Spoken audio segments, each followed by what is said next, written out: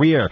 Now, they did the research, PFT, Pro Football Talk, and they went through like every single season, where he ranked, how many drops he had. And yeah, there is one like really bad year, his first year in Dallas, where he led the league with 17 drops, but then he was third in 2007, fourth in 2008, and fourth in 2009. And the whole point with this is, it seems to me as if people are now just trying to think of just make up reasons as to why they don't want T.O. Like, they're like, okay, you're not buying our excuse that he was a bad teammate. A lot of people aren't buying that. Well, how about this? He dropped a lot of passes. And Pro Football Talk, and I totally agree with it, says, well, you know what? You're going to drop a lot of passes if teams are going to you a lot. And if teams are going to you a lot, it's because you're a good player. And so, you know, to make the argument, Brett Favre wasn't kept out of the Hall of Fame because he has the all-time record in career interceptions. I mean, nobody brought that up because Favre was a first-ballot Hall of Famer. Just like, in my opinion, T.O. should be. Well, I don't know. Seems like we're stretching now. It's he dropped a lot of passes. Yeah, well, but because they targeted him a lot. No, I get that. So I would be more inclined to look at percentage of drops than I would in total drops. And on the Favre front, it's just a bad comparison. Because Brett Favre's style of play was he was going to be throwing the ball into areas that other quarterbacks just weren't willing to do. So that is not the same as Terrell Owens dropping a pass. So I'm not going to take Brett Favre's interception total and compare that to Terrell Owens' drop passes. Terrell Owens' drop passes are a failure to execute. Brett Favre that was just part of his nature. He was going to throw the ball into places that other quarterbacks were unwilling to throw it to. And he was never done. If they were down by 10 points and there were 2.5 minutes to play, and he would make the risky throw. Some quarterbacks would throw the ball out of bounds. I don't think it's quite equitable as far as the comparison, but I do like it in the sense that it's highlighting like a negative play that we just totally gloss over. We're like, okay, well, Favre tried to throw it and was unsuccessful throwing it into those tight windows several times during his career, but no one even brings that up whatsoever. This is the first time I brought it up since Favre was put into the Hall of Fame. And so with T.O. now, it just seems like writers or media members are just looking for something else. Well, this is the reason, because he dropped a lot of passes. Well, yes, but he also caught a lot of passes. And he caught a lot of touchdowns. And there were a lot of yards in his career. And he was a very successful wide receiver. And I just don't understand. I don't think I'll ever understand the reason why we can't let T.O. into the Hall of Fame quite yet. Dr. Robert 333 tweeted at Rich Eisen Show, and he tweeted in saying this: Terrell Owens is a Hall of Famer all day. He's the most persecuted player for his non-criminal off-field antics. Which is likely true, but it's this. See, I'm always of the mindset with Terrell Owens that this has almost nothing to do with bench presses and push-ups and sit-ups in his driveway. It has everything to do with being unpopular as a teammate, with having coaches and players not want him on their roster. Because I'll tell you what, when he came back from the broken foot, ankle, and played in the Super Bowl, that's playing through something, and it was incredible. We continue the conversation and get to your phone calls as well, 877-996-6369. And speaking of a player that doesn't get along with coaches and teammates, I wonder if that'll ever affect DeMarcus Cousins when his playing days are over. Well, of course it will. Yeah, and will he be denied a Hall of Fame? I don't know that he's a Hall of Famer as we play into that level. Well, statistically, he is. Yeah. 877-996-6369. Back in 1 minute's time. This is the Rich Eisen Show. Starting with NFL news, Miami Dolphins tackle Brandon Albert's reportedly meeting with the Jaguars today. According to NFL Media's Ian Rappaport, Miami's hoping to use Albert as trade bait to acquire tight end Julius Thomas from Jacksonville. Miami Herald says, au contraire, the Jaguars are only interested in giving up a late-round 2018 pick for Miami's Brandon Albert. They don't want to give up tight end Julius Thomas. Speaking of trades, DeMarcus Cousins now a member of the New Orleans Pelicans. The Pelicans acquired Cousins in a multiplayer, multi-trade pick trade that included Sacramento getting Buddy Hield, Tyreek Evans, Langston Galloway, and first and second round picks in the upcoming draft. Dustin Johnson's the new number 1 in the latest golf rankings. That's fresh off his 17 under par win at the Genesis Open. And the Daytona 500 coming up next Sunday. It'll be Chase Elliott starting on the pole for the second straight year. I'm Deb Carson. We are tomorrow night. Bashir Ahmed and the St. John's Red Storm head to Milwaukee to take on Marquette. It's a Big East battle. St. John's at Marquette. Great. Up good. Third made 3. Tip off at 8 p.m. Eastern on FS1.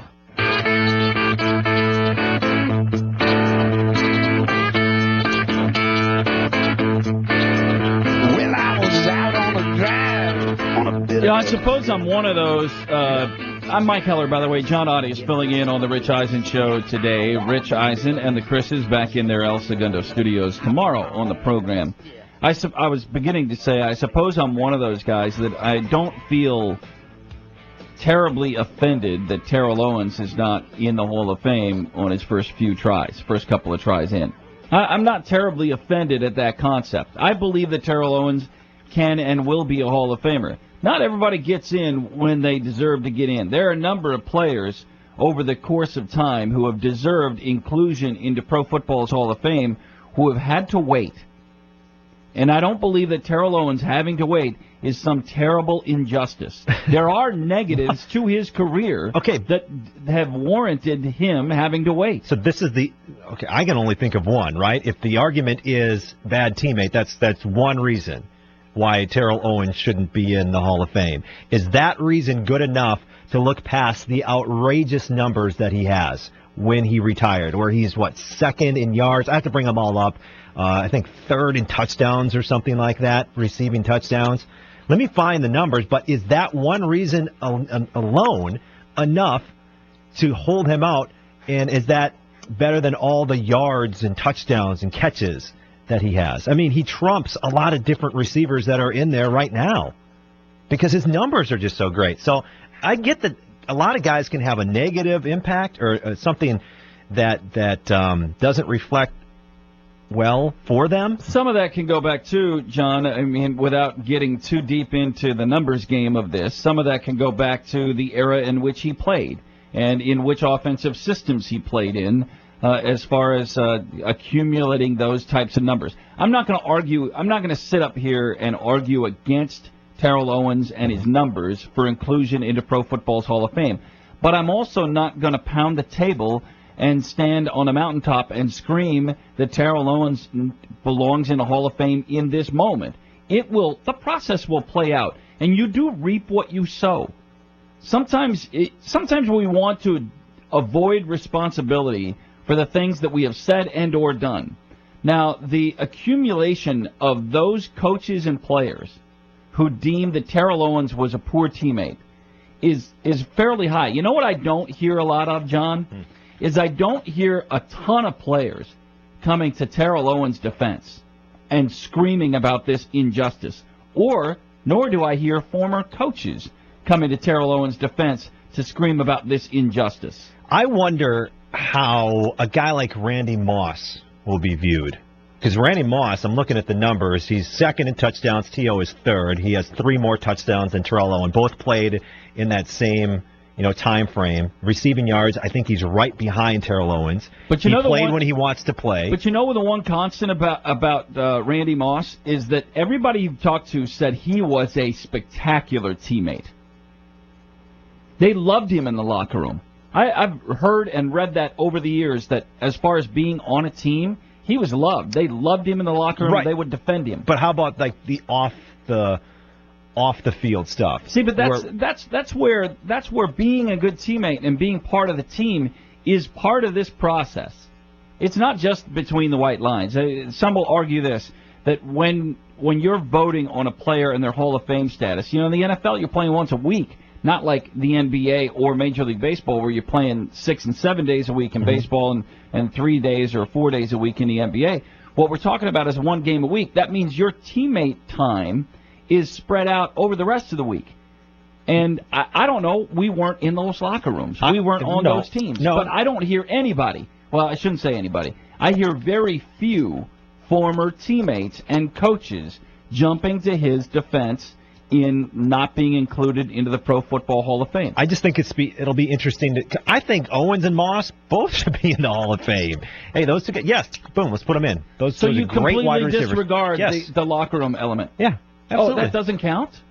I don't think it should matter. I think we should look at that not matter? I think it should look at the numbers and look at what kind of success you had. If somebody is a terrible teammate, if somebody's a terrible teammate, I'm sure there are a lot of bad teammates that are great players. No, I mean it's not like T.O. is like this great example of he's the only guy we've ever seen come around that didn't get along sometimes with his team. Not my point. I'm just saying if that is one of the overarching themes of Terrell Owens not being included into Pro Football's Hall of Fame, and I don't hear a ton of players running to a microphone to say, listen, I was in that locker room with him for 6 years in Philadelphia, or for 3 years in Dallas, or in San Francisco, and he was a great teammate. We haven't heard that. So you just want to discard it. And I'm not saying it should be at the forefront, and maybe it is too much included into the decision that he's not in the Pro Football Hall of Fame. And I'm not saying it should be the forefront, but I'm saying it is part of the conversation. And in this case, it's more significant as a part of the conversation for reasons we don't really know. Because, again, the conversation in that room for the Pro Football Hall of Fame is not transparent enough for us to know why he didn't make the cut. Why did he not make the cut? Because am I correct on that? He didn't make the cut for the final 10. No, because I don't think so. In that process, they get the full list, and then they vote in, and then they get to the final 10, they get to the final 5, whatever that number is. And he didn't make the cut down. That, to me, is an issue. So I would like that to be more transparent. What are the reasons that he's not on that list that even makes it to the final 10? Because that's hard to fathom considering his numbers in competition. Right, you can't even get that far. I mean, you're right. I would have put both those guys, and then whenever Moss is a first ballot guy, I think T.O. is a first ballot guy as well. I don't know. I just thought it was funny that now we're looking at drops. And you could make the counter argument if you're looking at T.O. drops and say, well, you drop a lot of passes because you're throwing a lot of passes. And I think what you said is that percentage of drops might be a better way of looking at that. Yeah, compare that to the other Hall of Fame receivers as far as percentage of drops. Dan, would be a better how about Dan, who tweeted at Rich Eisen Show, Favre also has the most fumbles in NFL history? Is that a better comparison to the T.O. drop passes? And we don't hold that against Favre. Does he have the most fumbles? I don't know the answer to that. I'm trusting Dan. Well, don't I don't trust know. You Dan. love Favre. You tell me. Don't you trust Dan. Don't do it at all. 877-996-6369. Kevin in Stockton, California has been waiting. Now, I know we're backtracking here to talk about the Boogie Cousins trade, but if you wait on hold this long, you need to get on the Rich Eisen Show. Kevin in Stockton, California, hello. Hey, thanks for taking my call. I'm going to join the conversation. I think T.O. belongs in. I think people are kind of putting him in the category as the Barry Bonds, other than the clear and the cream, you know. And he's kind of in that same category. But I think that there should be an asterisk on the points scored as far as the NBA All-Star game. I don't think anybody really cares, but I guarantee how many points would have Wilt scored last night on that kind of a game, you know? It'd have been over 100 points. Agree?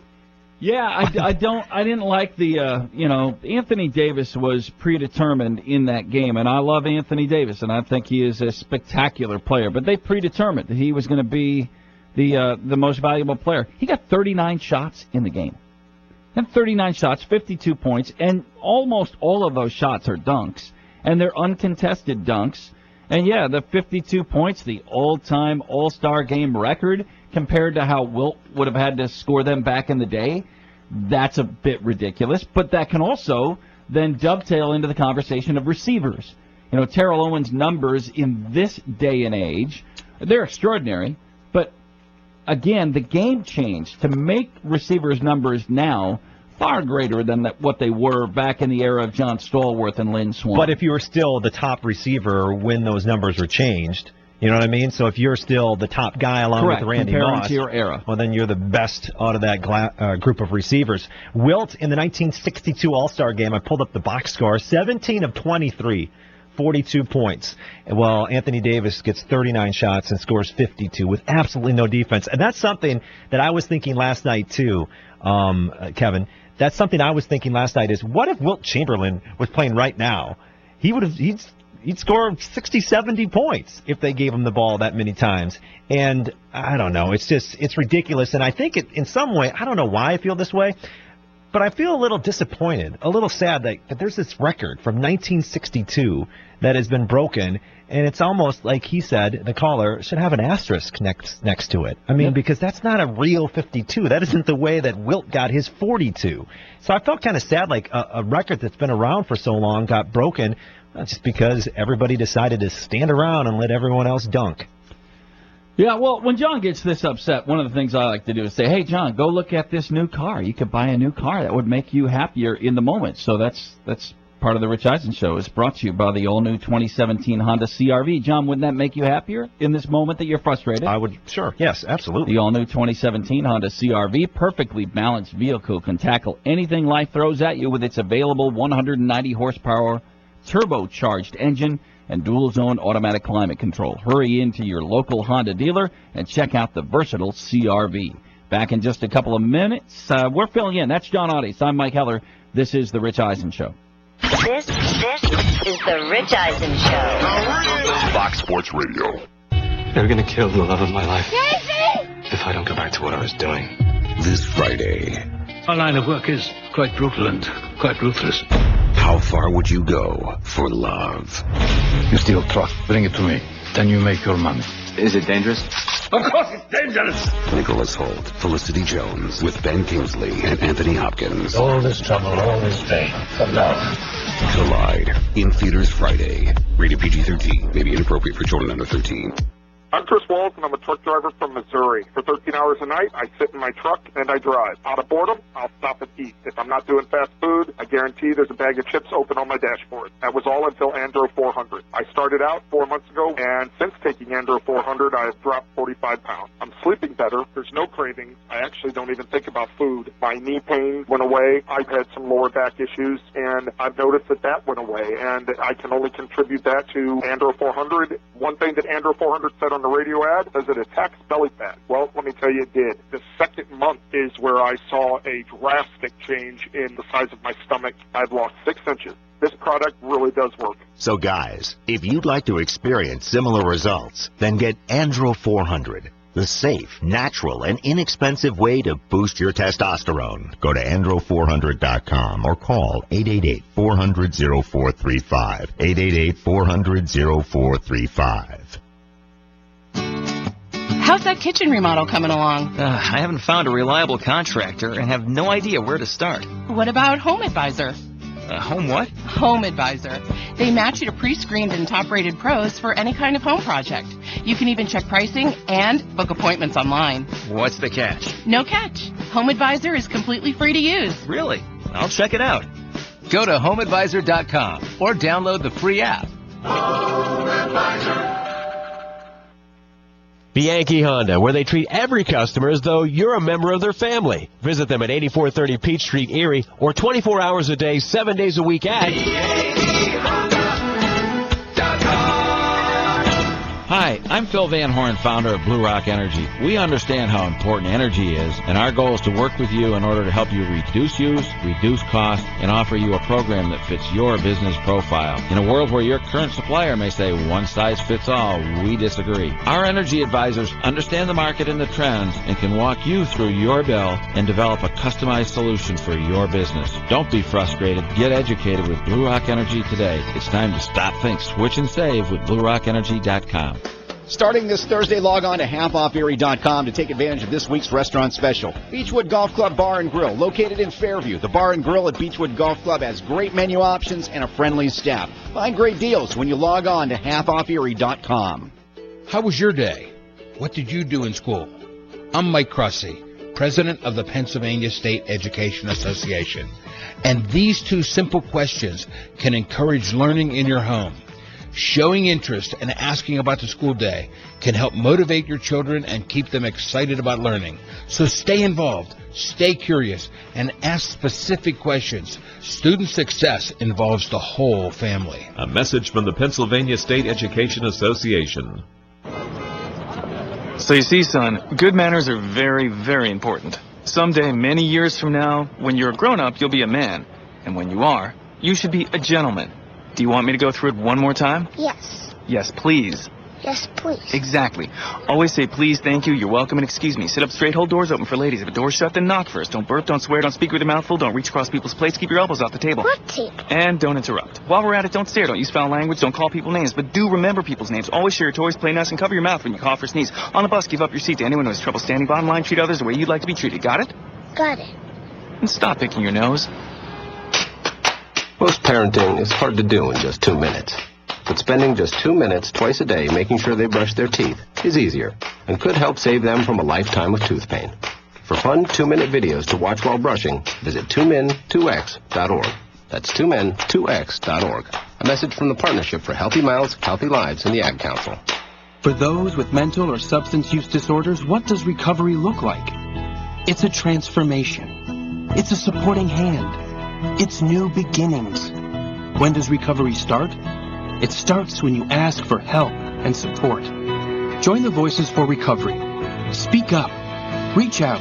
For confidential information on mental and substance use disorders, including prevention and treatment referral, call 1-800-662-HELP. Brought to you by the U.S. Department of Health and Human Services. Paralyzed Veterans of America, National Service Officers. We've got an entire generation of men and women who have seen war. They're going to need voices. Paralyzed Veterans of America represents them. We're going to make sure that the Veterans Affairs gives them everything that they're entitled to. Get all the health care they need. Making a person's house adaptable. And we also focus on getting them a job. We help our veterans for free. Changing lives, building futures. That's Paralyzed Veterans of America. To learn more, visit PVA.org. A public service message from Paralyzed Veterans of America.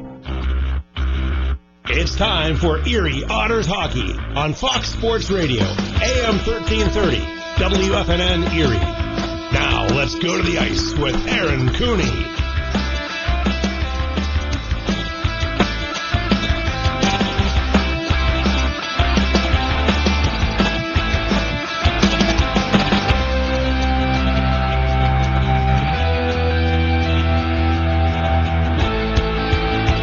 What a week for Joseph Murdaka. A castaway from the Mississauga Steelheads in December. And the Otters have found themselves an unused tool and put them to good work last week. Just named this afternoon OHL Player of the Week. Joseph Murdaka giving it to his former team Friday night. And a 4-1 victory, stopping 19 of 20. And then this past Saturday at the Erie Insurance Arena in front of 6,025, it was the Murdaka Show live in Erie. We would see 19 shots. He would stop all 19 as the Otters used the offense from Taylor Radish, Eric Chernak, and Alex DeBrincat to pull away to a 3-0 victory and sweep the season series with the Mississauga Steelheads. Murdaka stopping 39 of 40 against his former team.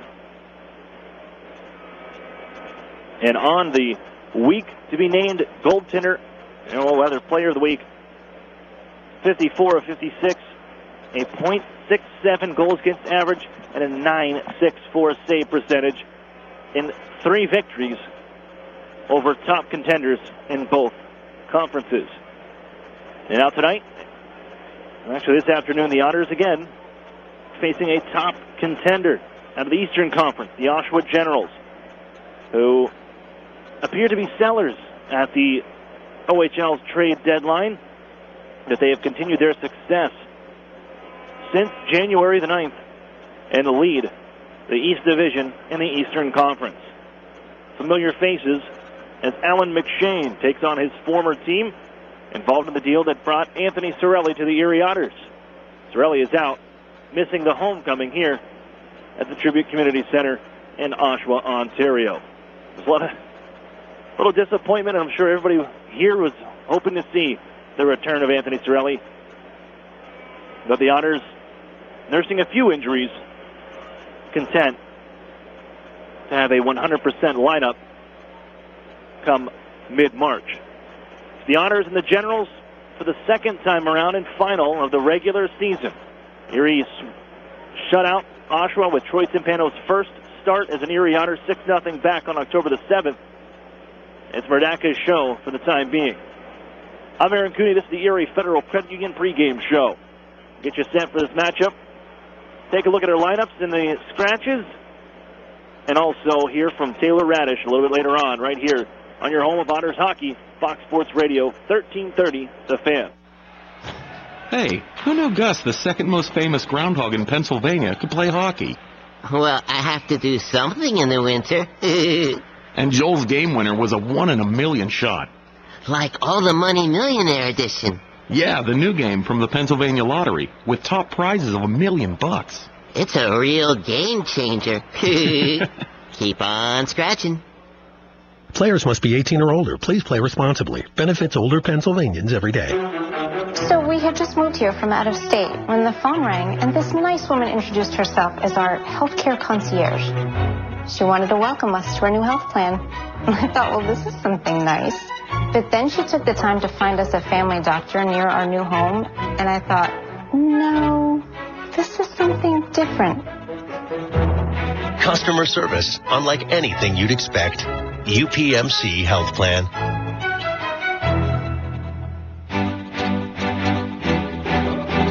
The Sheridan and Courtyard Erie Bayfront Hotels are proud sponsors of the Erie Otters. Join us for the pre- and post-game celebration at the award-winning Bayfront Grill or the brand-new Shoreline Grill. Let us help you fuel up for the high-energy game with our extensive menus and craft brew selections. You Otter be dining with the best. Crossover utility vehicles, called CUVs, are more popular than ever, and there are too many to choose from. If you compare them closely, however, you'll know why we believe that only one CUV offers the most and costs the least. It's the 2017 Mitsubishi Outlander Sport CUV, and you'll find it in this region only at Interstate Mitsubishi. The Sport is now $19,990 or $239 a month, and that's with all-wheel control. The Sport also comes with a 10-year, 100,000-mile warranty, 7 airbags, 18-inch alloy wheels, and a 6-inch touchscreen, and more.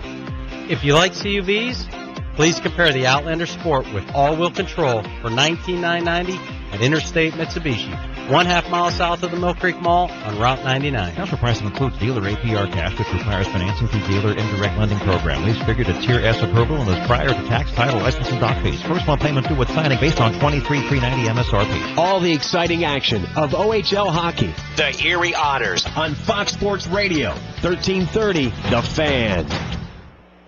Welcome back inside the Tribute Communities Center here in Oshawa, Ontario. I'm Aaron Cooney. This is the Erie Federal Credit Union pregame show. Erie Otters, Oshawa Generals. We're familiar with this building, formerly known as General Motors Center. The change earlier this season as they were preparing for the opportunity to host the Memorial Cup here in Oshawa. They were down to the final 3, them, Hamilton, and Regina, but just announced Saturday that Regina and the Pats will host the 100th Memorial Cup for the CHL. Also the CHL's oldest team in Regina, celebrating their centennial year as well next year. So there's been some disappointment here in Oshawa, even with the brand new scoreboard that they put together and renovating the building a bit to prepare it for possible the opportunity to host. But as it was determined by the selection committee with the CHL, it's going to go to Regina next year. Of course, it's in Windsor this season. And again, Oshawa is a contender out of the Eastern Conference to make their way to Windsor. The Otters, the same on the Western Conference. Let's look at tonight's Marsh & Marsh Real Estate Services lineup. Joseph Merdaka gets the start, making his 10th straight start for the Erie Otters. He has won 11 straight for Erie, as they'll be without Troy Timpano once again here as he's coming back. I caught him in the gym this morning at the hotel as he was putting in a pretty rigorous workout on his working back into the Otters lineup, and I know they hope to get him back soon, so he looked pretty good, sweating it out with Andrew Kupneski. the Delta in Scarborough, Ontario, in the hotel gym. So hopefully he's coming back soon, and he is still, as we mentioned, coming back, recovering from that flu battle that he had for a couple weeks and lost some weight and putting it back on now. So he's making his way. He's been surpassed by Michael McNiven for the league's lead in wins now. McNiven with Owens down now has 31 victories. Timpano with 29. He's been idle since January the 27th. Other scratches for the Otters. Number 3, Ryan Martin. He's a healthy scratch. Number 21, Patrick Fellows. Number 22, Anthony Sorelli. And number 49, Cameron Lazat. That brings us to our UPMC injury report. Martin, the healthy scratch. Patrick Fellows, upper body. He's day-to-day. Anthony Sorelli, lower body, day-to-day, and he really wanted to be here for this one. And of course, the homecoming, I mentioned that we had a lot of interview requests. They got a ceremony planned. They want him to drop the puck, which he still may do for a ceremonial puck drop. But Sorelli not playing. He brought his best suit and everything on this trip. So you got to look good coming back home. Of course, we won the Memorial Cup for Oshawa with that overtime winning goal back in Quebec City 2 seasons ago. Cameron Lazat, upper body injury. He is day-to-day as well. On the other side, Jeremy Brodeur gets the start. Martin Brodeur's son. 29, 8-1, and 2. 2 shutouts to 2.71 goals against average and a .920 save percentage. Scratch number 31, Logan Gauthier. Number 24, Ian Blacker. Number 29, Joe Manchurik. And number 34, Graydon Gottschalk. Gottschalk and Blacker, both healthy scratches, numbers-wise, and Manchurik, lower body injury. He has missed 2 weeks. Caught up with Taylor Radish, talked to him about catching up with Steve Yzerman, who was in Mississauga this past Friday, because he had a couple Tampa Bay prospects in there, as well as with Sorelli. But we're going to hear from Taylor Radish shortly here on the Erie Federal Credit Union pregame show as it rolls on right on your home of Otters hockey, Fox Sports Radio 1330, The Fan. An Erie landmark since 1953, Nunzi's Place serves generous portions of great food at reasonable prices. Family owned for almost 60 years, Nunzi's prepares the finest Italian food in Erie. Come see why the Erie Times News said Nunzi's is known for food that tastes good. Nunzi's Place, located at 2330 East 38th Street, near the Bayfront Connector. To call for reservations or place an order for takeout, call 825-2940. Nunzi's, known for Italian food that tastes good since 1953. SEO, text message marketing, social media. As a business owner, you know the best way to reach customers is online. Viral videos. But you don't have time to keep up with the latest digital marketing technology. Web design. That's where Local Edge comes in, especially for the one term you're most concerned with. ROI. As a full-service digital marketing agency, Local Edge offers turnkey solutions to grow your business online. From search engine optimization and marketing, to social media, to mobile advertising, to video promotion. Our expert support team is ready to customize a program to your needs and track results throughout the campaign. Plus, as a division of the Hearst Corporation, Local Edge is backed by the largest, most diversified communications company in the nation. So when you're ready to generate leads, find new customers, and increase your revenue, talk to the digital marketing experts. Visit localedgemedia.com. Think digital. Think Local Edge. National Fuel says, smell gas, leave fast. Then call 1-800-444-3130. If you detect something that smells like rotten eggs, it could be a natural gas leak. Leave the premises immediately and contact National Fuel from a different location. Do not use your phone or turn on a light inside the area. Immediately leave the premises and call National Fuel's emergency line. Play it safe and remember, smell gas, leave fast. Then call 1-800-444-3130. Hi, Mark from Tim Hortons here. Did you know you have a sausage and American cheese English muffin at the bottom of your purse? No, just a couple bucks. Perfect. All you need is $1.49 for a Tim's breakfast sandwich. Hey, sir, bet there's a sausage biscuit in your back pocket. Nope, just $1.50. That'll do it. Excuse me, miss. You might have a spicy sausage biscuit in that change purse. Introducing Tim Hortons breakfast sandwiches, only $1.49 plus tax. You got it in the bag at participating U.S. restaurants for a limited time. Keep up on all things Erie Otters by following us on social media. Follow the Otters on Twitter and Instagram at Erie Otters, and like us on Facebook at facebook.com/Erie Otters Hockey.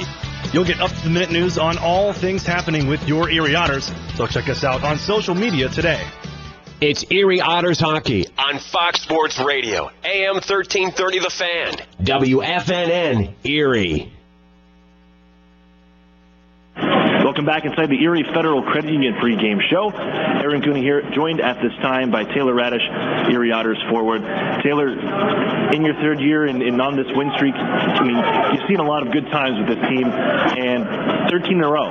What has been different about this streak the team's on that has been maybe different than the past couple seasons? I guess the talent's kind of showing right now with the end of the season, and in the past years we've had some downs at this time, but this year we've kept it rolling. We're on a pretty good streak right now, so it's pretty cool feeling. The team's had this fair share of injuries, and you look at what Joe's done, losing Anthony Terrell for a little bit now, and even Cameron was on the back end, but it's kind of picked up. But all these guys keep stepping up into different roles. So what's it been like to see? How do these guys change their roles and jump in these different situations where they got to count it on a little bit more than maybe they would have been? That's pretty cool when you have four lines that can roll like we are right now, and just shows our depth that we have. And whether it's the first line guys scoring, the fourth line guys scoring, or we're a team that's happy for all, and it's kind of something that's helped us out so far this year with our depth, and we got to keep using all four lines. Now you guys knew what you had in Troy Timpano back behind you, and then you have what Joe Mordaka has to step up and do. When you look back there and your usual guys in there, and Joe Mordaka standing on his head and doing what he's doing,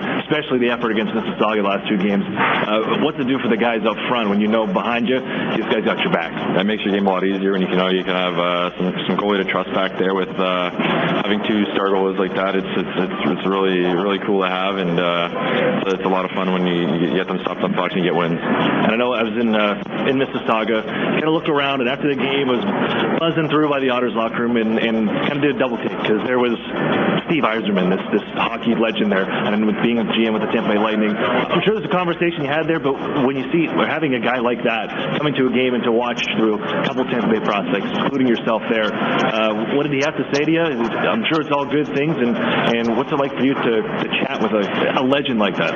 It's pretty exciting when he's coming to watch you play and just see how your progression's going on through the season, and just keep playing my game, just not get too high on what I've done, and just keep working hard, and just keep doing what I've done so far. There's a history with the Otters coming to this building. You were there for your first year coming in playing the OHL Championship Series here.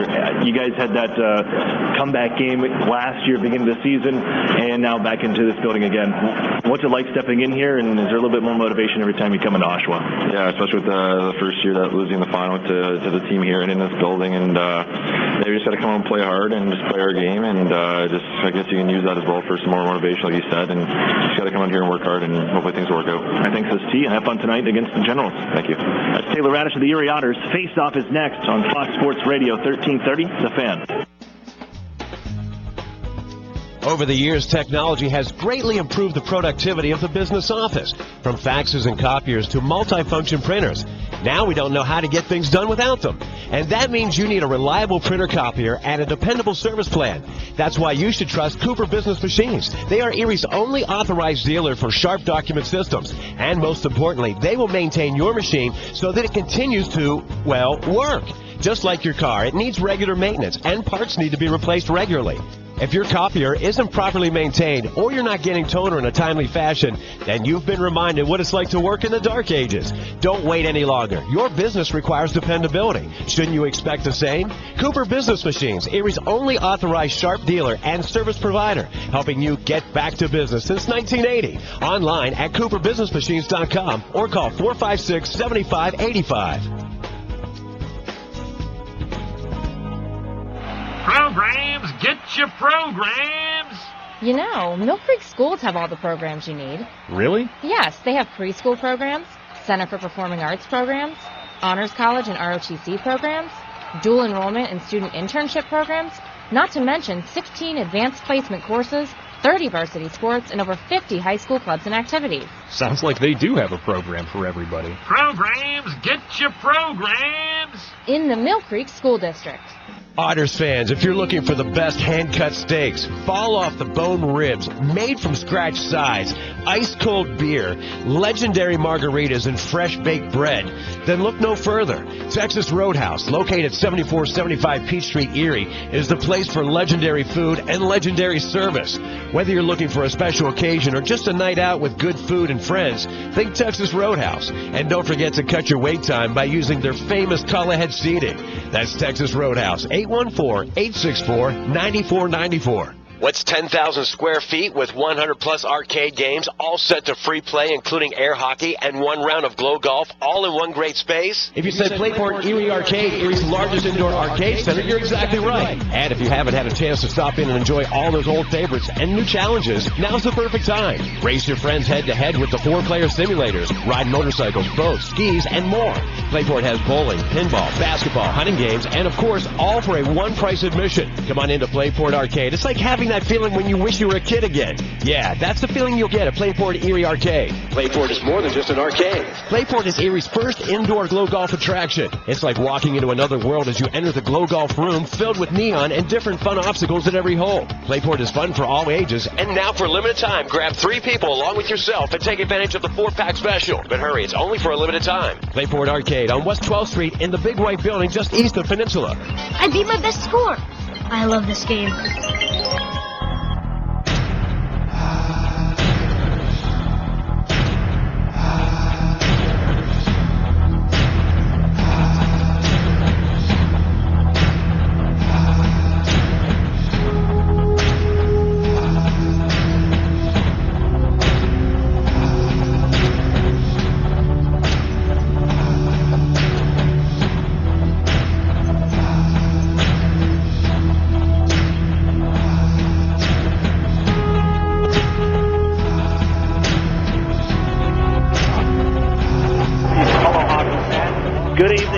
Gentlemen, and welcome inside the Tribute Community Center.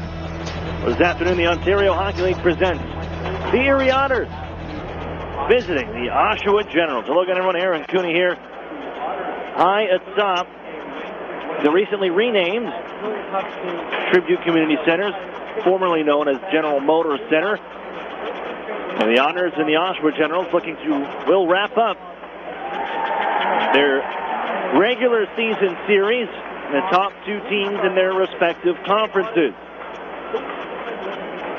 Joseph Murdaka once again to the Erie Otters. 12-1, 0-1, 2 shutouts. Coming off of a shutout of the Mississauga Steelheads Saturday at the Erie Insurance Arena. A 2.13 goals against average and a 9.11 save percentage. Across the ice, Jeremy Brodeur. 29, 8, 1 and 2. 2 shutouts, a 2.71 goals against average and a 9.20 save percentage. As we get set, drop the puck from center. Strome, DeBrincat, Taylor Radish reunited. They are the trio that starts. Opening draw picked up by Oshawa. Fired in by Heater from the right wing side. Murdaka, look out, lost the puck. It's thrown in front, and Dylan Strome grabbing just in time before Mason Kahn can finish off in an open wide net. Erie springing back the other way is DeBrincat's centering pass. Intercepted by Heater, left to the near side corner. And now again, Heater turns it up the boards, but DeBrincat's at the blue line, keeps it alive. Looking for Strome, pass intercepted. Read by Mercier and given towards the Otters line, but Erie intercepts there. One touch from Taylor Radish, on ahead, Alex DeBrincat into the zone, but he's defended by Brassard, and it's out ahead. Left wing side to Carrion with a wrist shot by Mason Kahn from long range, stopped by Murdaka. Just 42 seconds in. They're having problems with the in-house PA system, music system. In Erie kind of feel, they had the warm-ups with no music. They didn't have anything for announcements for the ceremonial face-off, but they were able to find a single speaker to do the anthems that everybody could kind of hear, and the crowd sings along. Erie got an icing call on the attempted pass for Kyle Maximovich out into neutral ice. So it comes right back down to the right of Joseph Murdaka on a shutout streak. His second of the season against his former team. He had quite a week. Joseph Murdaka. The Otters moved the puck onto the near side, played by Jordan Sambrook, and fired on ahead. This might be another icing call. It is indeed. A foot race. William Ennis was close but it is an icing call to Erie. Merdaka named the OHL Player of the Week earlier this afternoon. 3-0, beat the London Knights, and then a pair of wins against the Mississauga Steelheads. A .67 goals against average, and a .964 save percentage, allowing just 2 goals in those games. As the Otters taking the puck forward, now whistled for an offside call. 1 minute and 8 seconds in, so we're still looking at some pace going here. Fogel's unit still remains out there, and it's Warren Fogel against Alan McShane. McShane, the former Erie Otter, their first-round pick last year, involved in the Anthony Terrell deal. He won the draw, and it's sent back into Erie territory, far corner. Sandbrook sends it around. And a tie up there. Fogel moves it on ahead. Ivan Ladnia waits. Dish near side. Grabbed by Sandbrook. Further along for Fogel. Twirls here into the offensive zone. Spins it right side for a one-time shot. Podubny. It slipped up on him just a little bit and sailed towards Brodeur, who catches it out of the air for the whistle. Podubny, who was centering the top line with the start of the game against Mississauga Saturday night, moved back down. He will play the left wing with Pettit and Gurney out now. Garrett Podubny with the puck. Hits the brakes and puts it down low behind the goal. There's Christian Gurney, tied up by Alex DiCarlo, a former Plymouth Whaler. Not a whole lot of those left. A 7th-round pick of the Whalers in 2013. Hedrick towards the goal. That was blocked in front off of Christian Gurney. Puts it right back towards the blue line. And instead it's gathered by Eric Henderson, who takes it ahead and turns it on left wing side for Jack Stanika. Wrist shot, sharp angle, and it's Merdaka holding that right post and gaining the whistle. Scoreless early parts of the first, 1 minute 57 seconds in. And the Otters victorious against Oshawa at the beginning of the season. That was October the 7th, Erie Insurance Arena. And the first start with the Otters for Troy Timpano, a 6-0 shutout for number 33. He's unavailable this afternoon. Tie up to the near side corner in the honor zone. Antropov comes crashing into Edwardson. Loose puck. We're going to give out to Sparks. It comes to the blue line. And a drive blocked by Cade Robinson. And out from the center point area. Erie's the center. Flip in and chase. Ennis with Robinson on his back. Edwardson slides at the near side corner. Nobody home from Erie. And Eric Henderson can push ahead to center off the stick of Sparks down into Erie territory. No icing. And Sparks gets there first behind the D. Moves up to the far side for it's William Ennis now. Pushes it back down to the circle as it bounces down towards the Otters goal line. Turning around, Darren Radish is Robbie Bird, but Radish moves the puck ahead for Edwardson. Hops over his stick, and it's Riley Stillman in control for Oshawa. Deflected back towards the Erie zone, but it's Darren Radish quickly ahead for Taylor Radish just on into the offensive zone. Gets across the line looking for Wingman, and he's turned around and Broussard on far side, his left wing, Krasnenberg's control. Nice pass on to Heater with a man in front, Kahn, but Heater takes a shot. Rebound in front, it's Merdaka. On top of it, the try from Krasnenberg on the rebound, 3 feet in front of him. The shot's 4-1 in favor of the Generals to start early. Looks like we might have some PA announcements. You hear the test in the crowd. Heard that one as well. But the Otters control the puck and work it up left wing side to Brinkett on a 10-game goal-scoring streak. It's time for longest in the league. That's Taylor Radish from earlier in the season. It is a team record as well. That was first set by, Dane Fox in 2013. Alex DeBrinket follows up on left wing side. Erie in the neutral zone. Denied the line, so Strome backs up to center red. And now makes his way for a pass cross ice. Taylor Radish had lost his stick as he picks it back up. Now moved ahead by Oshawa. And it's an icing call. No wash foul. On the far side by our linesman. Lawson initially had the arm up, but whistled out, or waved out, and the Otters work ahead for Warren Fogel to pass left wing side. Trying to back down Stillman. Hits the brakes instead. Comes up along the blue line. Warren Fogel trying to hand off to the right wing point. Chernak got it right back, though. It's Fogel still in control. Ladnia pitch it down low for Maximovich. Rolls off his stick. And here in control. Moves by Alan McShane. But, that one may have gone out cleanly. And Erie's going to the power play. It's the former Otters, Alan McShane. Just trying to clear the zone from the left wing circle. Sends it out into the crowd. And Erie's going to the power play.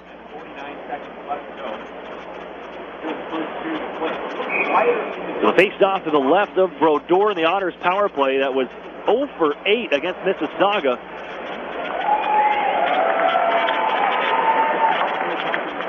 Snapped a 12-game power play goal-scoring streak for the Otters on Saturday night. They look to work things here. Left wing side, Strom after the face-off win for Erie. Taylor Radish in the circle. Wrist shot, 6-save fade, rebound to the corner. And out of the near side, they'll give to Darren Radish at the point. Right side to Brinkett. Back to Darren Radish. One-time drive, save made, rebound, knocked out of midair by Oshawa, and it'll slide to center. Bennett and Taylor Radish both looking for it. And now, an errant pass by Erie, controlled by Brodeur, hands to Stillman, launches up off the hand of Alex to Brinkett, as they settle it out at center ice. Darren Radish back at his own blue line, right wing side for the younger brother, Taylor, who charges into the zone with a wrist shot. And holding on to that is Brodeur. Squeezes the pads together. And at least the good thing, you're looking at the Otters, they're getting shots on goal. Not much as they were doing the other night against Mississauga at the Erie Insurance Arena. Second unit takes out for a minute and 21 left to work with. They face off Win Oshawa and blasted down ice. Followed by Murdaka. Sandbrook to track it down with Maximovich, Vladimir, Vogel, and Fergus. Jordan Sandbrook wheels ahead. Detroit Red Wings 5th round pick. Gives on the Vogel right wing side, drops it off to the boards, but there's nobody home at the point as Sandbrook had cut in down low. Back goes Erie to their own line. And from the circles, again, led by Sandbrook the march. Pushes ahead across the center ice logo, gives to Ladnia on the drop. Skates in left wing side, lost the handle, but does get down deep to the corner, and now a foot race is Maximovich. Skates on into the near side. Picked up by Stanika, but he lost the puck with Ladnia jumping in. Now Maximovich along the goal line, heads behind the goal, onto the far side corner, looking for an option as he slows things down, settles the pace, and hands out to the blue line. Ladnia now, right side, it's Maximovich, waits and fires, pass stop, but it's kicked out on the near side. Right there was Vogel, but there was too much air on that rebound. And it's down ice on a sweep check by Stanika. 15 seconds, McShane in the box. One last try for the Otters with the man advantage as they lead the march. Darren Radish, left wing side, hands off, pass behind Dylan Strom, who gathers off the boards. Krastenberg ties him up, pushed on right wing side, but cleared on a whack by DiCarlo. McShane is out of the box. Power play is over. Erie 0 for the last 9. Look, Kyle Pettit out of the left wing, tied up by Stillman. Loose to the circle, picked up, and here comes the Generals in flight. McShane gives right wing side. On for Henderson, and now Alan McShane even further along the hash marks. Turned around to the circle by Owen Hedrick, and the Otters' Darren Radish gathers as Noel almost stole that one away. Darren Radish hits hard on the far side boards, and Henderson's going to keep the puck alive. Bounce down from Murdaka. He'll smother Taryn Noel standing right in front of him, and the face-off will be to the right of Murdaka. So an update for Troy Timpano, who made the trip with the Otters this time around and was in the hotel gym this morning. Saw him about 8 a.m., did a little hour workout with Andrew Kubneski, the Otters trainer. So he's making his way back, and now I think it's a penalty right after the draw. It's going to be to Oshawa, and he's going to go back to the power play. Camiso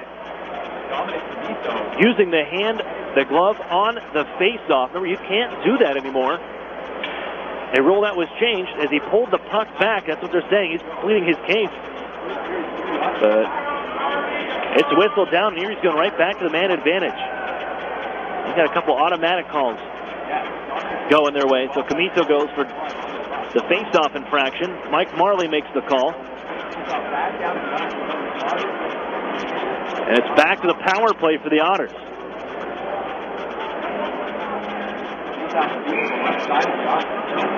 It's to the left of Brodeur. As the Generals, they've won 4 straight now in 10 of the last 12. Only 2 losses coming to Windsor a week or so ago. And then London earlier before that. Sandbrook, wrist shot, blocked by Stillman. Comes to Ivan Lodney in the right wing circle. Erie on the man advantage again for the second time in short periods of time. Left wing side, Maximovich winds up, doesn't shoot. Sandbrook now, center point, wrist shot, blocked in front, never made it to the net, and swirling is McLean to send the puck to length.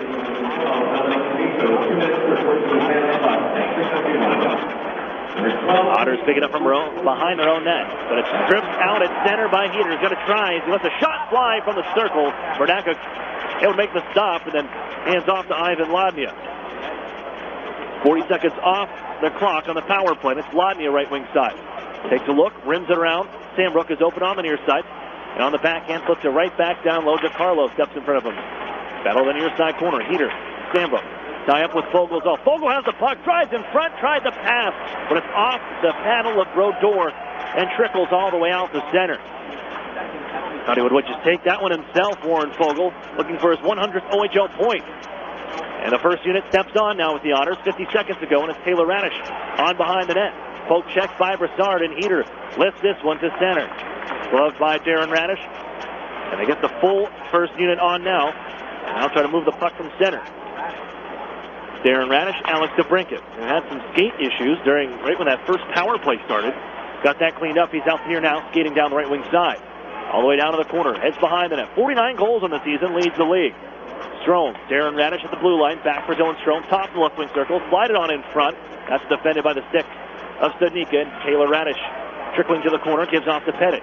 DeBrincat at the point, right side. 10 seconds up on the power play, DeBrincat. Darren Radish again, center point. First shot through traffic, blocker save made. Brodeur up the near side for Brassard, hammers it up but not out. Stripped of the puck was Strome at the line, but back is Darren Radish for Alan McShane to track it down.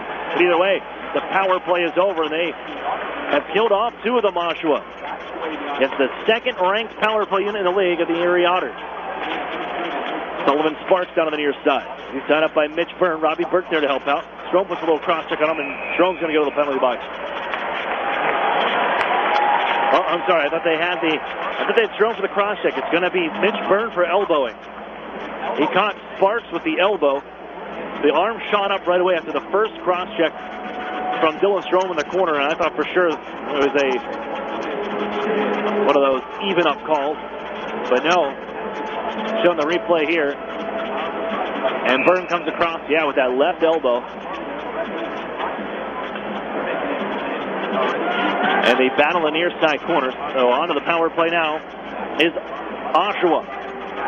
Their first chance in a scoreless hockey game. 11:51 to play. One to the point, Mercier. 11 power play goals. He leads all defensemen in goal scoring with 19 on the season. Cavito out of the corner. Up high, Studnicka from the circle. Floated in front. Henderson there. Stopped by Merdaka, and Fergus plays it off his stick and out of play. It'll stay inside Erie territory. No, they'll say it was sent out. Maybe not. I think I touched her. Turnak at face-off win for Erie. Puts it off his own player, his own teammate. That was Christian Gurney, and allows Oshawa to get the puck. Fogel. Poke check. Pushed ahead. Fogel got behind the D. Lets the shot go when it trickles off Brodeur. And grabbed again by Fogel. Hand back to Darren Radish.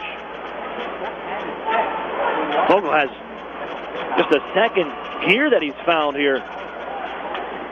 Out tonight. I mean, a punishing game Saturday against Mississauga.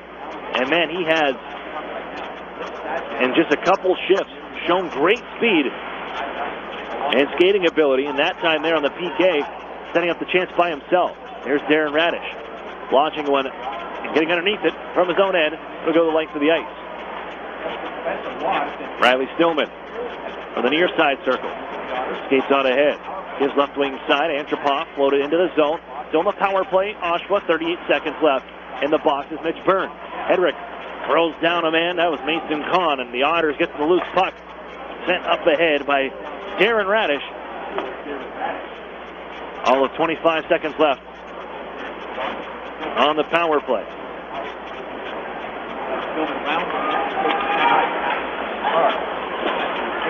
Here's Heater. Play down the near side. Give it on to the right swing corner as it trickles around the Otters net, and Chernak will launch the rest of the way.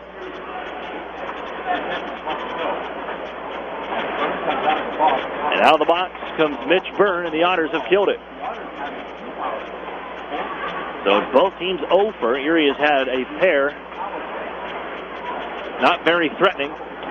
They're much more threatening on the shorthanded try from Warren Fogle.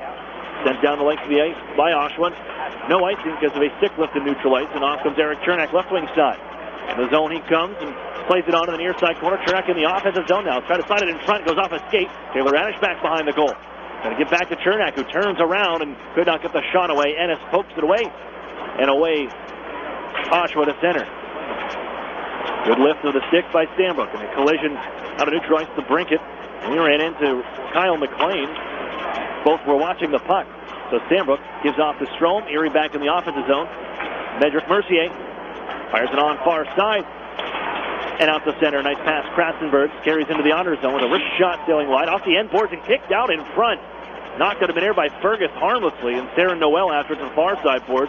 Tied up by Fergus. And DeBrinket takes the puck out of traffic. Finds Strome out of center. Scoreless here. Under 8 to play in the first. Otters haven't scored in the first period in 2 games. Here comes Krasenberg. On for Alex DiCarlo. He'll launch it in from center red and head off on the change. Fergus has to get the puck out from behind. A lot of trouble coming from Daniel Antropov, the son of Nick Antropov, for a long time Toronto Maple Leaf. Bodor now. So the Otters dump the puck in from center. Flips it on for Antropov in his own end, far side. He'll use the glass. He doesn't get it out because Garrett Podubny was in the way. And a second chance and a little help from Robbie Burt does get it out. Maximovich from center. Center right back into the offensive zone. Wing back is Stillman from the left wing corner. Ahead for McShane. Robbie Burt, but McShane, and now whistle sounds. Another penalty coming to Oshawa. Too many men on the ice. 1, 2, 3, 4, 5. There's the 6. McShane hopped on a little early before playing that puck over. And here he's going to a third power play opportunity. 6:53 to go here from the first period. Scoreless from the Tribute Community Center.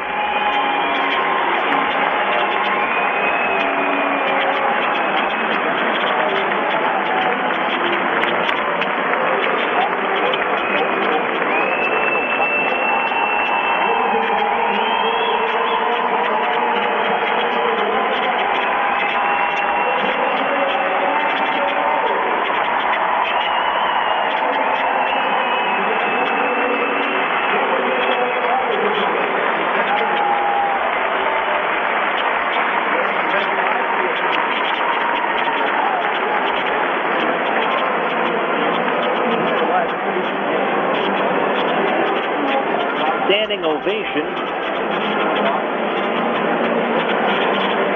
for Anthony Torelli as they welcome him back to Oshawa. Won the Memorial Cup for Oshawa, the game-winning overtime goal against the Kelowna Rockets in Quebec City, 2015. Otters the power play again. Here's Strome with the wrister go blocked. Here's Darren Radish. The play right side for DeBrinket. Pass was too far ahead and it's cleared by Alex DiCarlo. Darren Radish plays it on the near side, chased by Mason Kahn, the former Kitchener Ranger. Deadline day acquisition. Give it on to Alex DeBrinket. Left side, Pettit into the zone. He'll fire around the horn. Strome, Taylor Radish both there. Elevated by DiCarlo. Up, Kahn reaching for it. Poked there by Strome. Kahn from his knees sweeps it out of the zone. 34 seconds off the power play clock. Erie's third power play chance of the period. And it's Darren Radish moving ahead. Sarah Noel serves the minor penalty for too many men on the ice. And DeBrinket back to his line again. The Otters go fish. Strome across center ice. Moving right down Main Street. Trying to get around 2. Was knocked down off his skates. The puck out towards the blue line. Taylor Radish holds in. Erie looking to set up. It's Strome on the right wing side. Back to their usual spots. Stanbrook has taken a place here of Darren Radish as they were working on the second unit. There's a play out in front. Pettit turns, fires, save, made Mulder. Oh, he had the arm down. If Pettit could have got that higher, he went glove side, but couldn't get it up high. The glove sitting on the left pad in that butterfly, he would have got that up a little higher. On the quick play in front, Pettit may have had his 12th power play goal of the season. But still, scoreless in the first. 47 seconds left on the power play. 5:40 to play here in the first. Fergus has the face-off win. Maximovich. Little head nod, goes down low. Fogle, power move in front, backhander, and along the goal line. Brodeur has that one trapped. Oh, he's fifth in goals against average at 2.71. Fourth in save percentage at 920. Shades of his father, Martin. Fogle against Studnicka. First round pick in 2015 of the Generals. Jack Studnicka, who wins the draw to the corner. Stillman rifles it around, but Sandbrook holding in, gives near side quickly for Fergus. Chased by Studnicka, but the Otters is the near side boards. Maximovich, a tie-up with Stillman, and Studnicka pushing it ahead. Left wing side, McLean. Gets around one man, that was Fergus, and Fogle has him hogside, spins him around. They wanted to call, he had the free hand, he had him draped all over. Fogle all over McLean, but nothing coming up. Erie still the power play, 10 seconds up. Fogle gets up near side, looking for Maximovich. It's intercepted by Studnicka, and cleared. Erie's going to go 0 for 3 to start. 2-1, or even strength. Under 5 to play in the scoreless first period. Jared Podubny lost the puck in front of his bench, and Ennis sends it to the Otters line, only pushed ahead by Sandbrook, and now Maximovich. It's the break. He's tripped up by Ennis, heads off to the bench. And along the near side corner, Fergus able to keep it alive, but it's knocked away by Noel, and here comes Henderson with Noel. Leans in, drop pass, picked up Camiso, their leading scorer, 12 in red. It's just behind the net. Henderson is there. He has the most goals on the team. Eric Henderson with 20. Bounce down.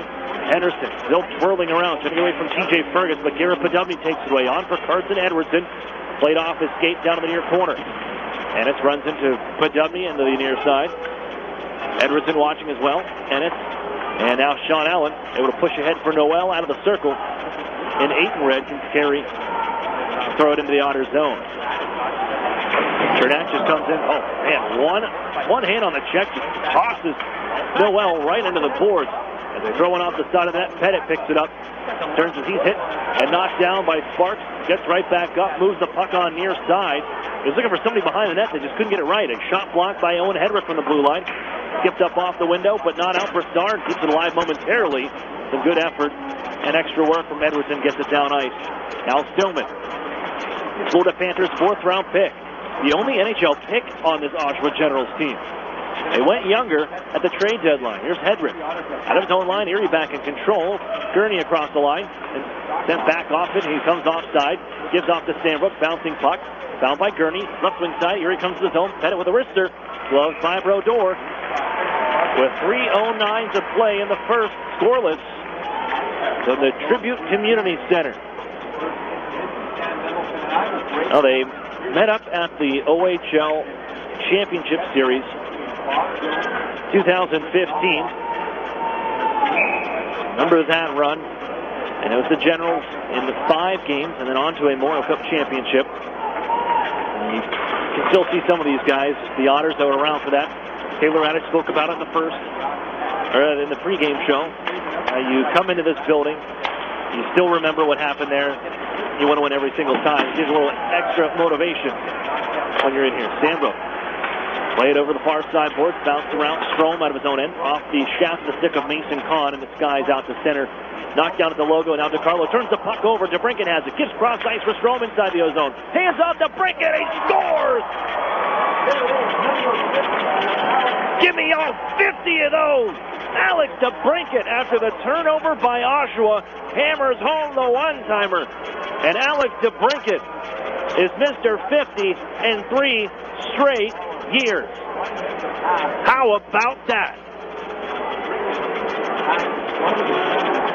And it doesn't take much.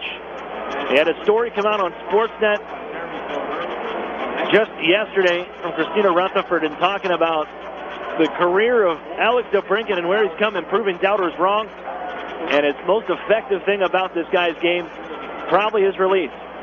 You give him just a split second of time, he knows to get in the right spot. Dylan Strome serves it up on a silver platter, and he just throws it past the glove of Brodeur. Erie up 1-0. Back in the zone come the Otters. Here's Lania. Spins onto the near side circle. Drop pass. Sandbrook off the board. Want to put it back down low. Lania chasing there. Big tie of Fogle and Stillman. It's Fogle taking the puck. Trying to drag out in front. A little help on the backside from Ennis. It's moved on for Noel, but he couldn't clear. Sandbrook has it at the line. Down for Maximovich. Bounced around to the circle. Turned around for Noel. Pinching in is Jordan Sandbrook. Kept alive. Here's Ivan Lania reaching. That brought it in offside. And the whistle sounds. With 1:59 to play here in the first period. Alex DeBrincat in his 50th of the season. That's a new record goal-scoring streak. 11 straight games. Alex DeBrincat has scored in. It's a new team record for the Erie Otters. And he's just the second player in OHL history to put together 3 consecutive 50-goal, 100-point seasons. First American-born player. A guy that was undrafted, told he was too small for every level of hockey he ever played in. And here he is leading the Ontario Hockey League in scoring with his 50th of the season and now 105 points. Here out of their own zone, Burns gives off to Pettit. One touch for Gurney. Settles it in. Late man is Garrett Podubny out of the right wing circle. Put it in front for Hedrick. And it's bounced off his stick to the near wall. Owen Hedrick with it. Fires across. Gurney open in the circle. In front looking for Pettit. Pass is defended nicely by Allen, who uses the glass to put it back to center ice. Final 65 seconds of the period. As the Otters get the first one. 2 goals, or the other 2 games, they've been held scoreless in the first period. And the league's top offensive team back on the board in the first 20 minutes. 1, 2, 3, 4, 5. Erie should be, yeah, there it is. It was bounced back to the Erie line. Mitch Byrne was coming off. Chernak had hopped out there. And Erie's guilty of too many men on the ice. I apologize. I should have just called it as I saw it. But it seemed like they had too many men on the ice. And now the 2:05 start has kind of hampered each team's counting ability as they both take a bench minor for too many men on the ice. This time it's the Otters' turn. Second power play for Oshawa. Miso in the final 50 seconds. Bounces one towards the line. Mercier keeps it alive. Rolling in front, knocked away by Taylor Radish. And now in control, Alan McShane. In front for Sadika. Pass was blocked. DeBrincat able to clear. Goes underneath the stick and through the legs of Medrick Mercier.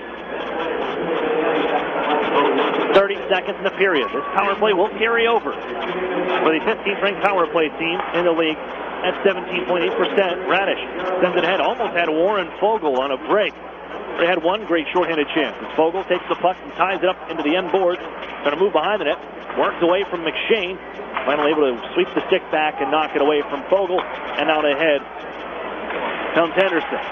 To McShane. Near side Stanika. 5 seconds to play off the side of the net. Bounced in front on another try. And time will expire before Oshawa could get to the biscuit in the Erie zone. It took us a while to get one on the board. But at the end of the first, Alex DeBrincat rips home number 50. 3 straight 50-goal seasons for Alex DeBrincat. He does it here in the first period against Oshawa. 1-0 after 1. UPMC intermission report is next. We'll hear from Dave Brown, Erie Otters general manager. That's next on Fox Sports Radio 1330, The Fan. Dr. Jones is right over there. Early in the afternoon, Barbara checks in at a doctor's office. But if you look out the window, it's miles from the closest medical facility. Because Barbara is in Highmark's Healthcare Mobile Clinic, a doctor's office on wheels that brings care directly to remote communities and members in need. By reaching out to Highmark members in need and inviting them to our mobile clinic, we're making access to care a little easier. Living proof of the difference you can make when you're all for health. Highmark Blue Cross Blue Shield. Visit highmarklivingproof.com. The Sheridan and Courtyard Erie Bayfront Hotels are proud sponsors of the Erie Otters. Join us for the pre- and post-game celebration at the award-winning Bayfront Grill or the brand-new Shoreline Grill. Let us help you fuel up for the high-energy game with our extensive menus and craft brew selections. You Otter be dining with the best. Crossover utility vehicles, called CUVs, are more popular than ever, and there are too many to choose from. If you compare them closely, however, you'll know why we believe that only one CUV offers the most and costs the least. It's a 2017 Mitsubishi Outlander Sport CUV, and you'll find it in this region only at Interstate Mitsubishi. The Sport is now $19,990 or $239 a month, and that's with all-wheel control. The Sport also comes with a 10-year, 100,000-mile warranty, 7 airbags, 18-inch alloy wheels, and a 6-inch touchscreen, and more. If you like CUVs, please compare the Outlander Sport with all-wheel control for $19,990 at Interstate Mitsubishi, 1/2 mile south of the Mill Creek Mall on Route 99. Special pricing includes dealer APR cash, which requires financing through dealer indirect lending program. Lease figured at Tier S approval and is prior to tax, title, license, and dock fees. First one payment due with signing based on $23,390 MSRP. My daughter needed a nebulizer for her asthma, so the first thing I did was call my healthcare concierge to see if it was covered. It was no surprise to me when she said that it was. But what was surprising was that she then called the medical company, scheduled the delivery, and before I knew it, someone was here explaining how it works. I mean, who does that? Customer service, unlike anything you'd expect. UPMC Health Plan. The Otters skate here. Fox Sports Radio, 1330, The Fan.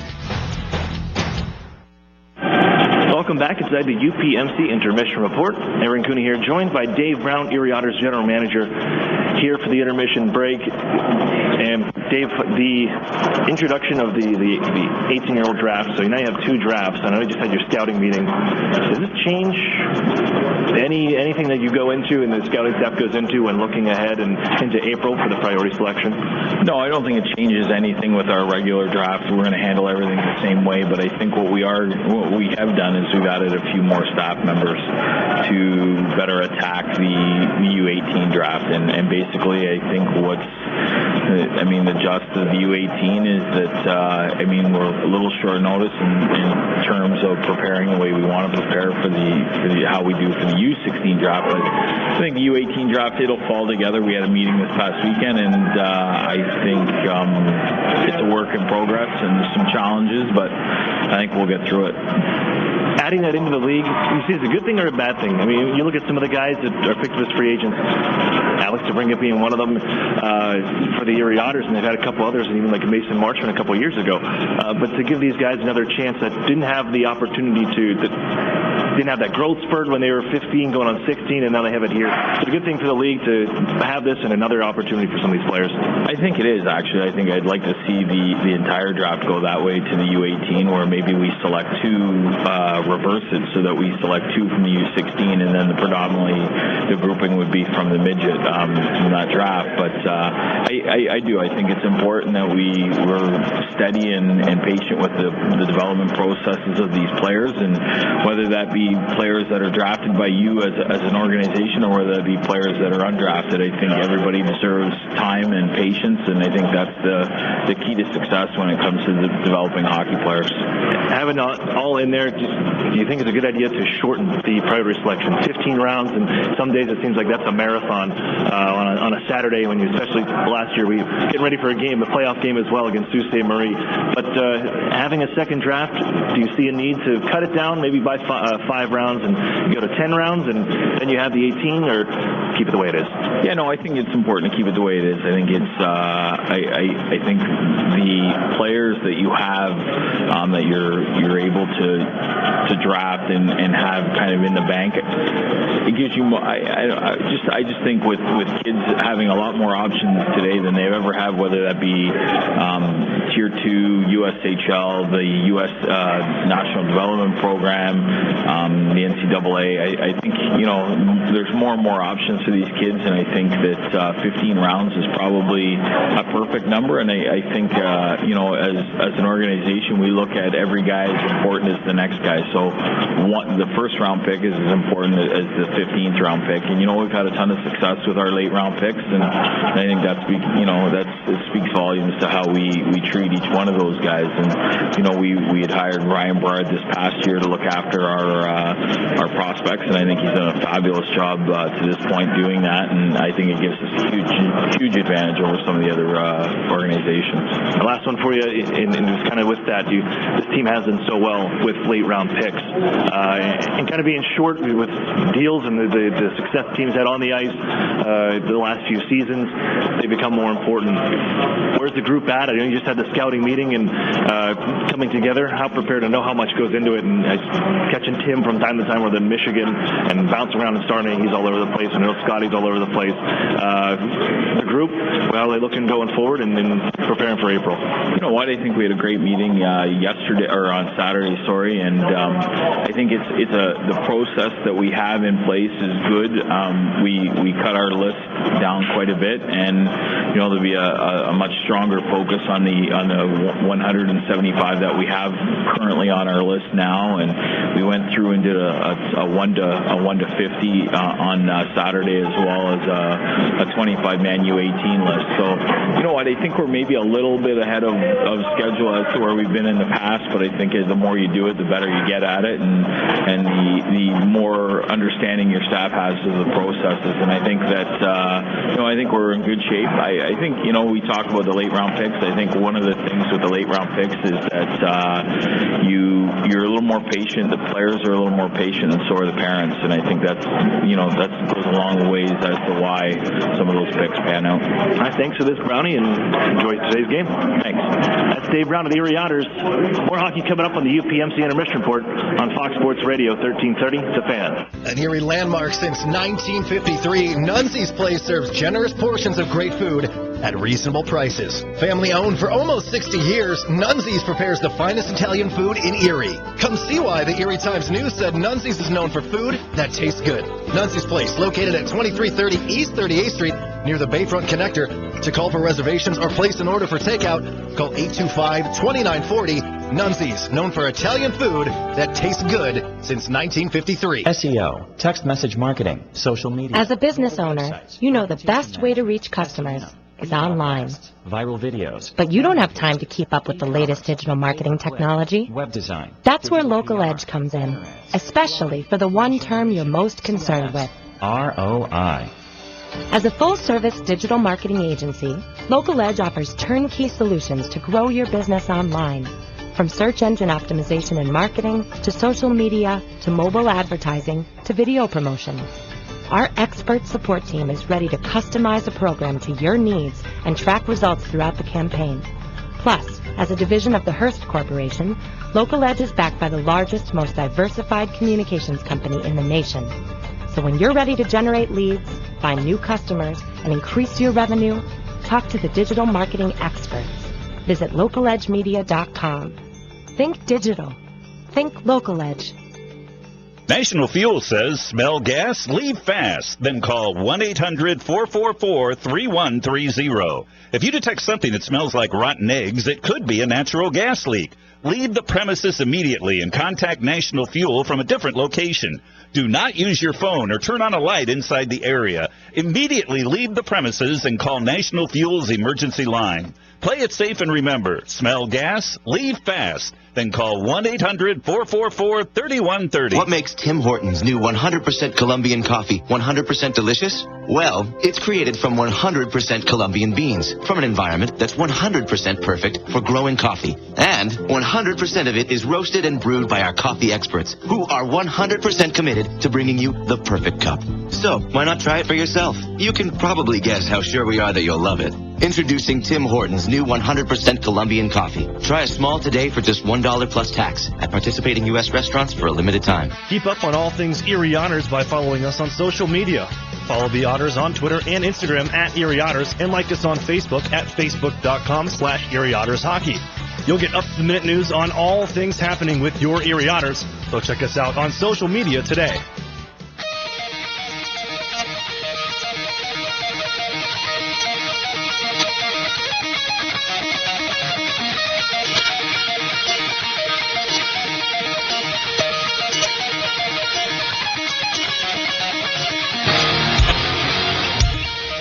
Welcome back inside the Tribute Community Center here at Oshawa, Ontario. The Erie Otters with a 1-0 lead over the Oshawa Generals. Here inside our UPMC intermission report. I'm Aaron Cooney. Welcome you back in. And we'll get right into it. The Arctic Spas recap. As, well, a bit slow to get going. Erie had 3 power play opportunities. Now 0 for their last 11 with the man advantage. But at 17-21, we saw history made by number 12. Alex DeBrincat with a steal. Mason Kahn turns the puck over just inside his zone. DeBrincat sends it over to Dylan Strom in the right circle, settles it down, and then serves this one up on a silver platter. DeBrincat, vintage Alex DeBrincat, with the gun cocked, unleashes a bomb for his 50th of the season. Third straight 50-goal season for Alex DeBrincat. Only the second player to do it. First in the OHL's modern era. Dale McCord did it back from 74 to 77. It was the OHA, then it became the OHL in 1980. But DeBrincat makes history here in the first period, and the Otters lead 1-0 after 1. Shots 12-7. Erie 0 for 3 on the power play. Oshawa 0 for 1. They got 1:07 that's going to carry over into the second period. Real quick, take a look at our out-of-town scoreboard. Brought to you by the Sheridan and Courtyard Erie Bayfront Hotels, proud sponsors of the Erie Otters.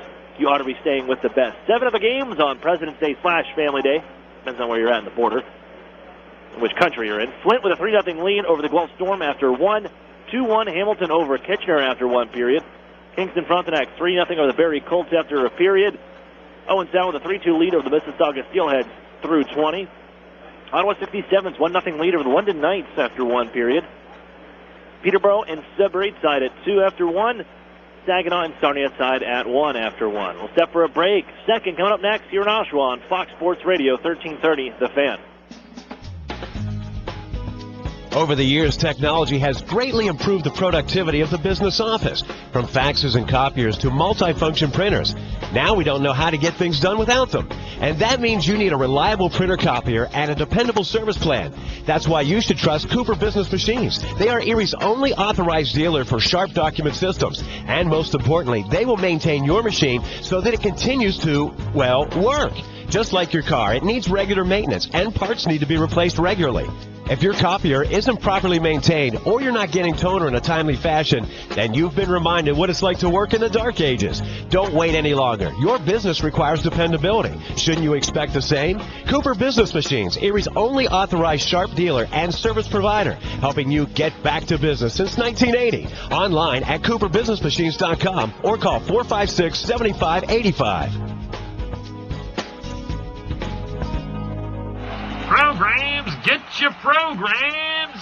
You know, Mill Creek schools have all the programs you need. Really? Yes, they have preschool programs, Center for Performing Arts programs, Honors College and ROTC programs, dual enrollment and student internship programs, not to mention 16 advanced placement courses, 30 varsity sports, and over 50 high school clubs and activities. Sounds like they do have a program for everybody. Programs, get your programs! In the Mill Creek School District. Otters fans, if you're looking for the best hand-cut steaks, fall-off-the-bone ribs, made-from-scratch sides, ice-cold beer, legendary margaritas, and fresh-baked bread, then look no further. Texas Roadhouse, located at 7475 Peach Street, Erie, is the place for legendary food and legendary service. Whether you're looking for a special occasion or just a night out with good food and friends, think Texas Roadhouse. And don't forget to cut your wait time by using their famous call-ahead seating. That's Texas Roadhouse, 814-864-9494. What's 10,000 square feet with 100-plus arcade games, all set to free play, including air hockey and 1 round of glow golf, all in one great space? If you said Playport Erie Arcade, Erie's largest indoor arcade center, you're exactly right. And if you haven't had a chance to stop in and enjoy all those old favorites and new challenges, now's the perfect time. Race your friends head-to-head with the 4-player simulators, ride motorcycles, boats, skis, and more. Playport has bowling, pinball, basketball, hunting games, and of course, all for a one-price admission. Come on into Playport Arcade. It's like having getting that feeling when you wish you were a kid again. Yeah, that's the feeling you'll get at Playport Erie Arcade. Playport is more than just an arcade. Playport is Erie's first indoor glow golf attraction. It's like walking into another world as you enter the glow golf room filled with neon and different fun obstacles at every hole. Playport is fun for all ages. And now for a limited time, grab 3 people along with yourself and take advantage of the 4-pack special. But hurry, it's only for a limited time. Playport Arcade on West 12th Street in the big white building just east of Peninsula. I beat my best score. I love this game. It's Erie Otters hockey On Fox Sports Radio, AM 1330 The Fan.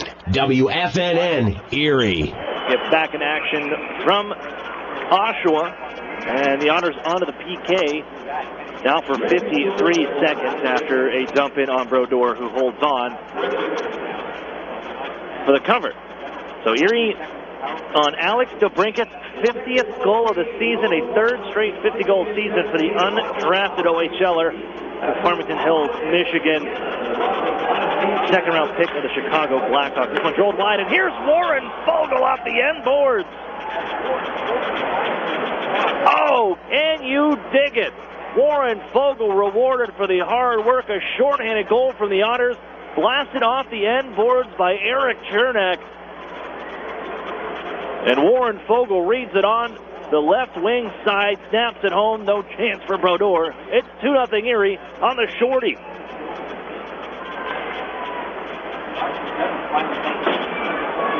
That comes seconds into the beginning of the second period.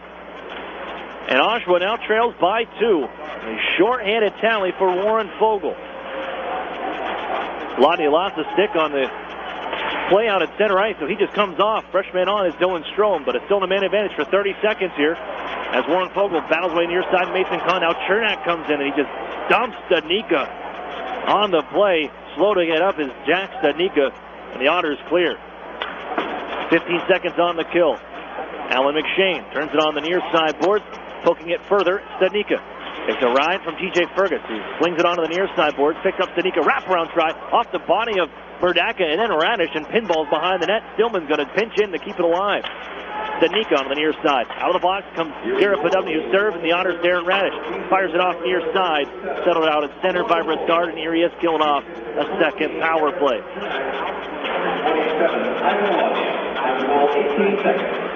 18 seconds in, the Otters have the short-handed tally, and they're up 2-0. And for Warren Fogle, that's point number 100 in his OHL career, and it comes on the short-handed goal. Circles into the Otters zone. Darren Noel chasing with Darren Radish onto the far corner. Moves by Dylan Strome up off the wall, but it settles down for a chance for McLean. It's off the shoulder of Joseph Murdaka and popped out high, and unfortunately the Otters get that thing the other way before some harm in their zone. Picked up again by Oshawa, and that's McLean again. They're tailing towards the Otters zone. Poke checked at the line. Still loose. Taylor Radish looking for it. Darren Noel had it knifed away, and here comes Darren Radish with a bouncing puck. Looking at cross ice. The Otters are changing. They can't pick the puck up, and now worked ahead by Ennis to the left wing corner of the Otters zone. Krastenbergs hit by Darren Radish as Darren Radish pokes the puck away from McLean coming at the end of his shift, and it's Warren Fogle in control for Erie to poke it ahead off the stick of Maximovich, but flied right back into the Otters zone by Mercier. 2.5 in to the second. The Otters ahead 2-0. A short-handed goal from Warren Fogle puts them up. Fired around the boards by Taylor Radish. Warren Fogle, some kind of heel pick that almost went down into the boards, and now he's thrown to the ice by Sean Allen as Oshawa goes the other way. Hedrick plays it to the far side. Maximovich gives cross for Jordan Sambrook. Up off the stick of Ivan Ladnia. He's turned around at center ice, able to regain control near his own line and hand right back to Owen Hedrick. Ladnia, right wing side. Cross ice pass is looking for Edwardson. It goes off the stick of Sparks. No icing as Brodeur moves it onto the near side.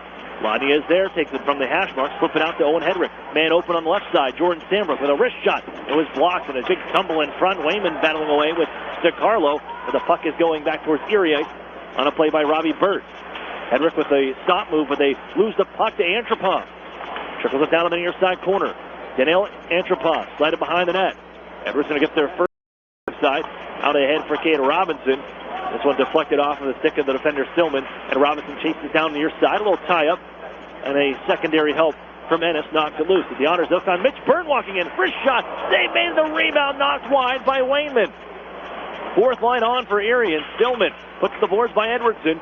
And we'll move it on for Antropov, who looks on ahead for Alan McShane off his skates and trickles into Erie ice. Watched by Mitch Byrne. Otters changed the D pairings up just a little bit as Mitch Byrne goes down slowly out of the near side corner. He tripped up and right into Eric Chernak, and he's slow on the groin as a slap drop from the point raises the crossbar and out of play. We're watching Mitch Byrne as he's hampered by, looks like his left leg. Makes his way to the bench as that one flied out of play behind Spardaka, the shot off the crossbar. Now the Otters, well, they had great depth, and it's being tested. No Patrick Fellows, no Anthony Terrell, no Cameron Lazat. You got a defenseman and Josh Wayman centering the fourth line here this afternoon.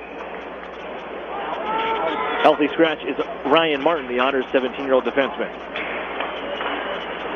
Back to action we go, and I was just talking about before the could be injury. We'll wait and see if Mitch Byrne stays on the bench, and he's there. Pettit brings it the other way, right wing side, swoops him behind the net, drop out in front for Gurney. Good read by Camiso to knock it away before Gurney could have it on his blade. Camiso deflected into Erie territory, but these are the changes in the defensive pairings. Owen Hedrick playing with Jordan Sambrook. Byrne with Eric Chernak. The Otters continue with Fergus and Darren Radish. Hedrick leads the march the entire length of the ice run in the gauntlet. Flips it down ice. Into the near side corner, Pettit looking for Gurney. And that one just too wide. Held at the blue line. Erie throws it right back down deep. Podubny reaching for it. DiCarlo finds it onto the far side boards instead. Up but not out. The Otters kick it alive. Couldn't be picked up by Strome, and it's Krastenberg's receiving a pass to center. Given right back to Krastenberg. Drops off for Kahn's shot. Blocked by Sambrook. And here come the Otters, the 3 men strong. It's the Strome line. Dylan Strome controlled to bring it in front. Taylor Radish sends it just wide. Strome picks it up off the end board. Throws it off the side of that. Poked at by Taylor Radish. Found by Strome and given to the point. Fergus, near side. Darren Radish, wrist shot. Glove save and knocked into the near corner by the goaltender Brodeur. Kahn slides it on far side. Fergus pinches in. He's hit by Heater. And able to keep it alive and send it on for Darren Radish to the right wing. But the shot towards the net deflected high by Strome. DeBrincat, drop past Taylor Radish. DeBrincat got buried on the far side, but gets right back up and has the puck. Fighting with Allen there in the corner. Strome comes in to help out. Now Allen and DeBrincat going to go at each other. The helmet ripped off by Allen. He's going to get a penalty for that. And here comes Strome to help out. Taylor Radish there also. Everybody grab a man.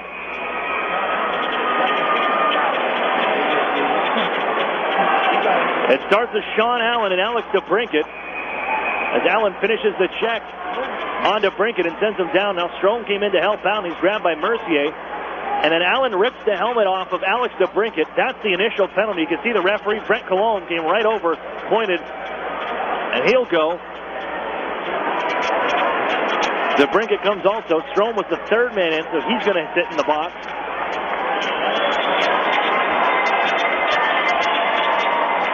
And the equipment, I think they can start a fire with the twigs over in the far corner.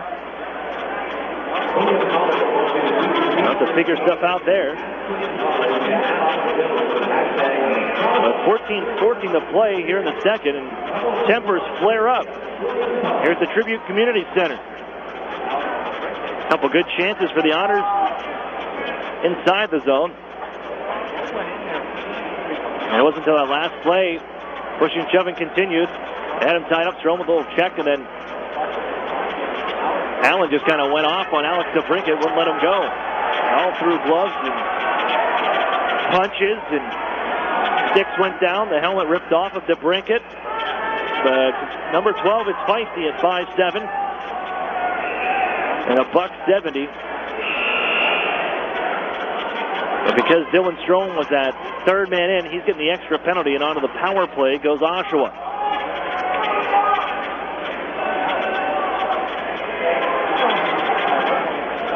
Another chance at the man advantage. Both teams haven't been able to do much, except for Erie picking up the shorthanded goal 18 seconds into this frame. They lead 2-0, Erie Otters. A draw one by Oshawa. Mercier with a wrist shot. It was blocked. Found in the far corner. Henderson out up for Alan McShane tries to walk the line, drops it off. Stanika had it blocked in the wrist shot. Bounce to the near sidewall. Camiso going to turn to the point. Intercepted by Gurney. He'll backhand at the length of the ice.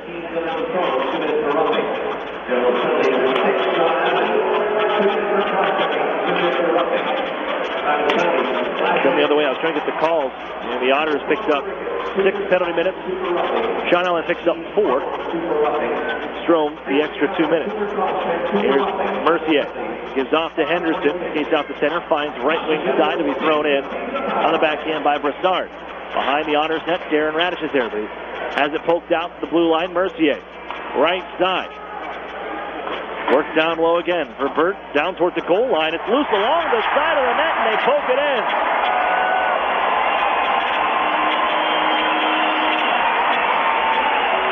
Well, everybody put a twig in it down in the left wing post. Murdaka, he had no idea where that puck was, and now he discusses with Brent Cologne, saying, how come I didn't get a whistle?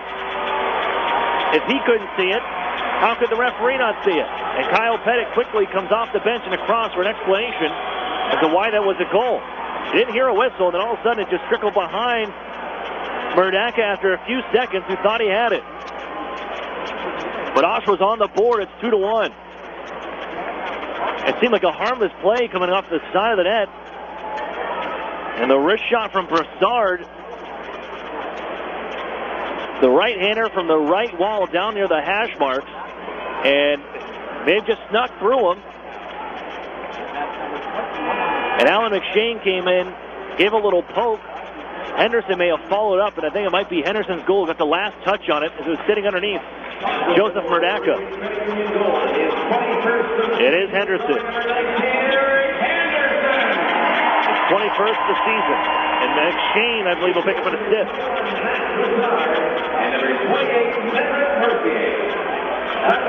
Well, no assist for McShane. He did knock Murdaka off the puck just enough. But it's a one-goal game here from Oshawa. Otters lead on the shorthanded tally. That was Warren Fogle 18 seconds into the play of the second period. And the Otters looking for the puck in the offensive zone. Antropov. Takes a hard check from Kane Robinson. Came flying in. Went after the knees. We are throwing bodies all around. Stillman came after Robinson after the check. Garrett Podubny spins it out of his own end up the near side boards. Antropov cuts it off and looking to work it out in front. Byrne takes control. Hands off to Kyle Maximovich. Sent ahead. Garrett Podubny had the pass bounce over his stick. Sent back for Mitch Byrne. He turns the puck over. Look out. Here's Sparks, right wing side. Save made on the wrister. Murdaka with Sparks in all alone. Byrne just turned and twirled. Wanted to get a backhand pass to the neutral zone. No look to Kyle Maximovich, who was coming up the left wing side. But it comes right to Sullivan Sparks. Going the other way. Flying down the right wing side, but Murdaka comes up with the save.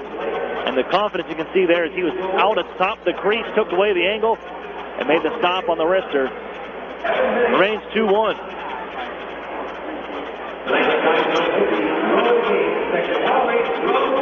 Strome is out of the box and able to return to play after the power play goal. DeBrincat remains in there with Sean Allen.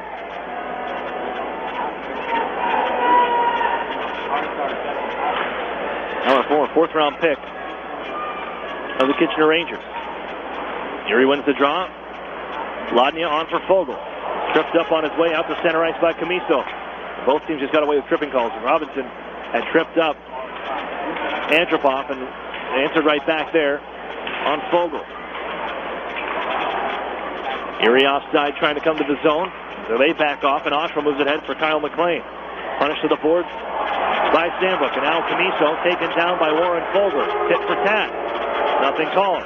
Everton on the tie-up with Camiso. Erie trying to get out of their zone here. Sent out to the blue line. DiCarlo puts it in front for a deflection try. And that one wide by Camiso. McLean runs into Hedrick into the far corner. Flipped out in front off the body of Sandbrook. Warren Fogle. Carson Edwardson ahead. For the third man, Sandbrook. Edwardson with a wrist shot. Sails off a stick high and all the way kicks out the center. Here's Krastenberg to the break. Getting back is Darren Radish. Wrist shot. Not made. Penalty coming up to Erie. And it's behind the net. Krastenberg hands off Camiso's try. Blocked by the Otters. Then touched up And another too many men on the ice call. This one going to Erie, their second of the afternoon. The 2-1 game, and onto the power play go the Generals. They're 1 for 3. And the Otters go too many men on the ice, they're second. It's the third of the game that a team has taken a too many men on the ice infraction. Coming across, Cade Robinson will serve it. The face-off is to the left of Joseph Merdeka. Shots are 17-13 here from Oshawa, and the Otters lead 2-1. DeBrinket's 50th. Warren Fogle, his 100th point in his 21st of the year. Tie up off the face-off and taking the puck. Mason Kahn gives out the blue line. Mercier's thrown in front. Deflection and by Heater and kicked away by Merdeka. Great save from Joseph Merdeka with the left pad. Mason Kahn wheeling on the near side. He's been called their energy guy from head coach Bob Jones. Giving out to the blue line for a one-timer. They score. Mercier, we're tied at 2.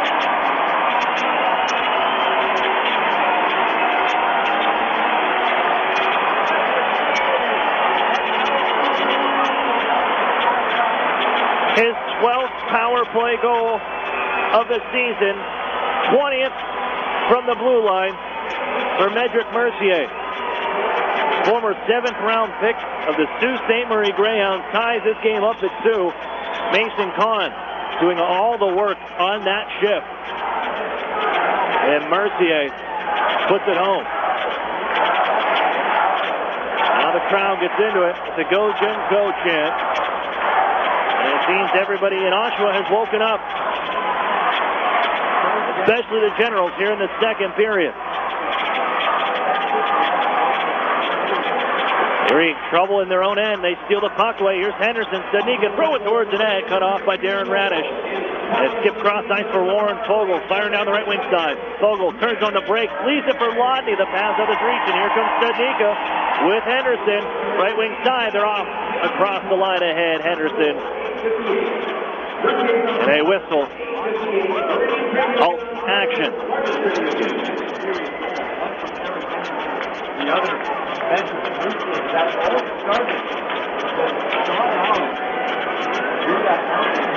So back-to-back power play goals for the Generals. Henderson at 6:42. Mercier at 8:58. Nearly 2 minutes apart. Big hit down the near side. Inchbump sends Eric Chernak down to the ice.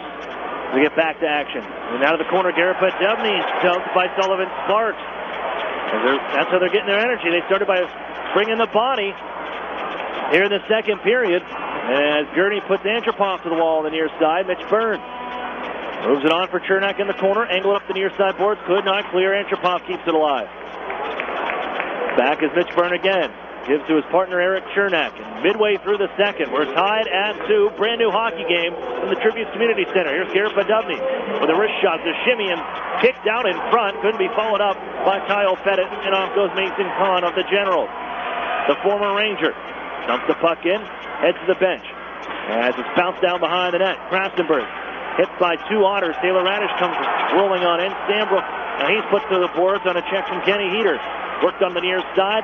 Here's Taylor Radish to move it on for Dylan Strome. Flipped up ahead, but grabbed by Kahn and pushed right back to the Otter zone off the stick of Hedrick. Owen Hedrick able to sneak it up the near side. Deflected by Taylor Radish into the zone. Hustling is Max Simovich. Battling with Broussard to the far side corner. Otters finally get in the offensive zone here. It's been a while. Here's Strome loose. Turns it on near side. Fires. Blocked in front and skips through the goal mouth. Bounced on far side. Stambrook puts a hurting on Heater. The Otters flip it up out of play from the offensive zone. Hedrick, a little too much air on that. As we get a whistle with 8:57 to go here in the second. The Generals with the last 2. They tie the game at 2 here from the Tribute Community Center. We'll be right back.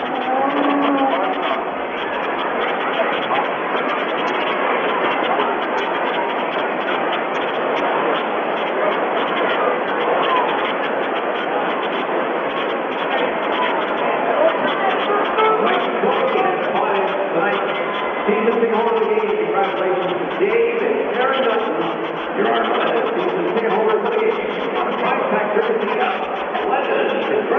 fans. Real food, real beer, real historic atmosphere. That's what you'll find at the brewery at Union Station. Erie's original brew pub and restaurant located downtown at 123 West 14th Street. That's the brewery. Proud sponsor of the Erie Otters. 8 games total in the Ontario Hockey League on this, on Canada, Family Day, President's Day in the U.S. And here in Oshawa, we are tied at 2. Looking around the league, the Ottawa 67 tied with the London Knights in a game that intrigues us here in the Western Conference in the Midwest Division. Tied at 1. Torrington ties it up in the second. As we get back to action here in the second. Mercier, who just tied this game, flies it in to the Otters zone. To Brinkett, who's back out in action. Returned after those penalty minutes. Gives off in his own end. Owen Hedrick able to pick it up out in front of his net. Holds behind the goal. Comes out to the left of Murdaka and hands off to Taylor Radish, who charges ahead. Radish, head of steam. Without a point tonight. Game with 13 game point streak for Taylor Radish. As they dump the puck in, moved ahead, and away heater tosses it to the Otters zone to the near side corner. Mason Kahn there. Pretty much Sparks plugged him into the tying the game on the power play. Mason Kahn with the shift in the offensive zone that he had. And set up Mercier for the one-timer that beat Murdaka to tie this thing up at 2. Former Kitchener Ranger picked up for a couple of picks after the Otters found their way to get Anthony Sorelli away from the Generals. Camiso left wing side. Goes between his legs. Drills the puck in front. Puts a backhander towards the front of the net from behind the goal line. But it's underneath Murdaka to cover up. Almost banked it home. Murdaka came out a little high on the play as they wheeled behind the net. And almost snuck one in.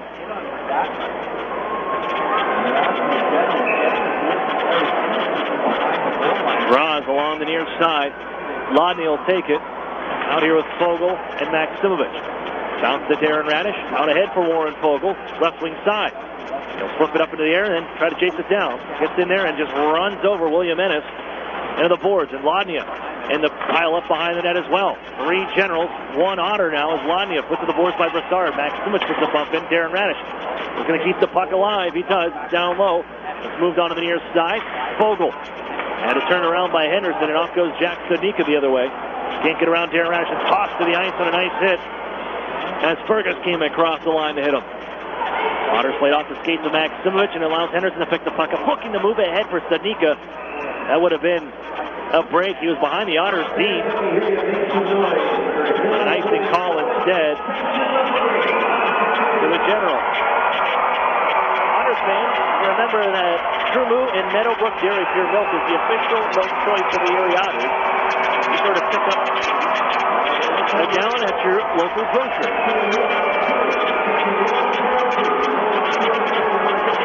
Face off to the right of Jeremy Brodeur.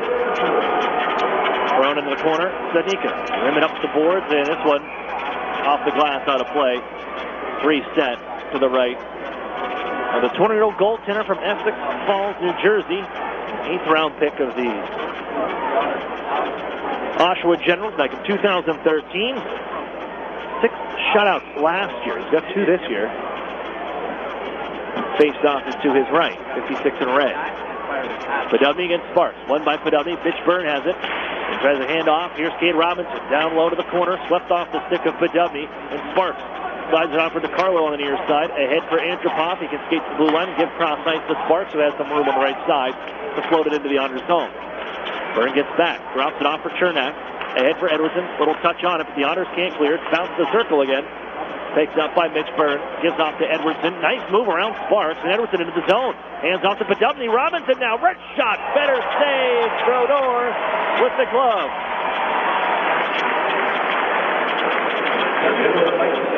Nice little burst from the Otters' 4th line.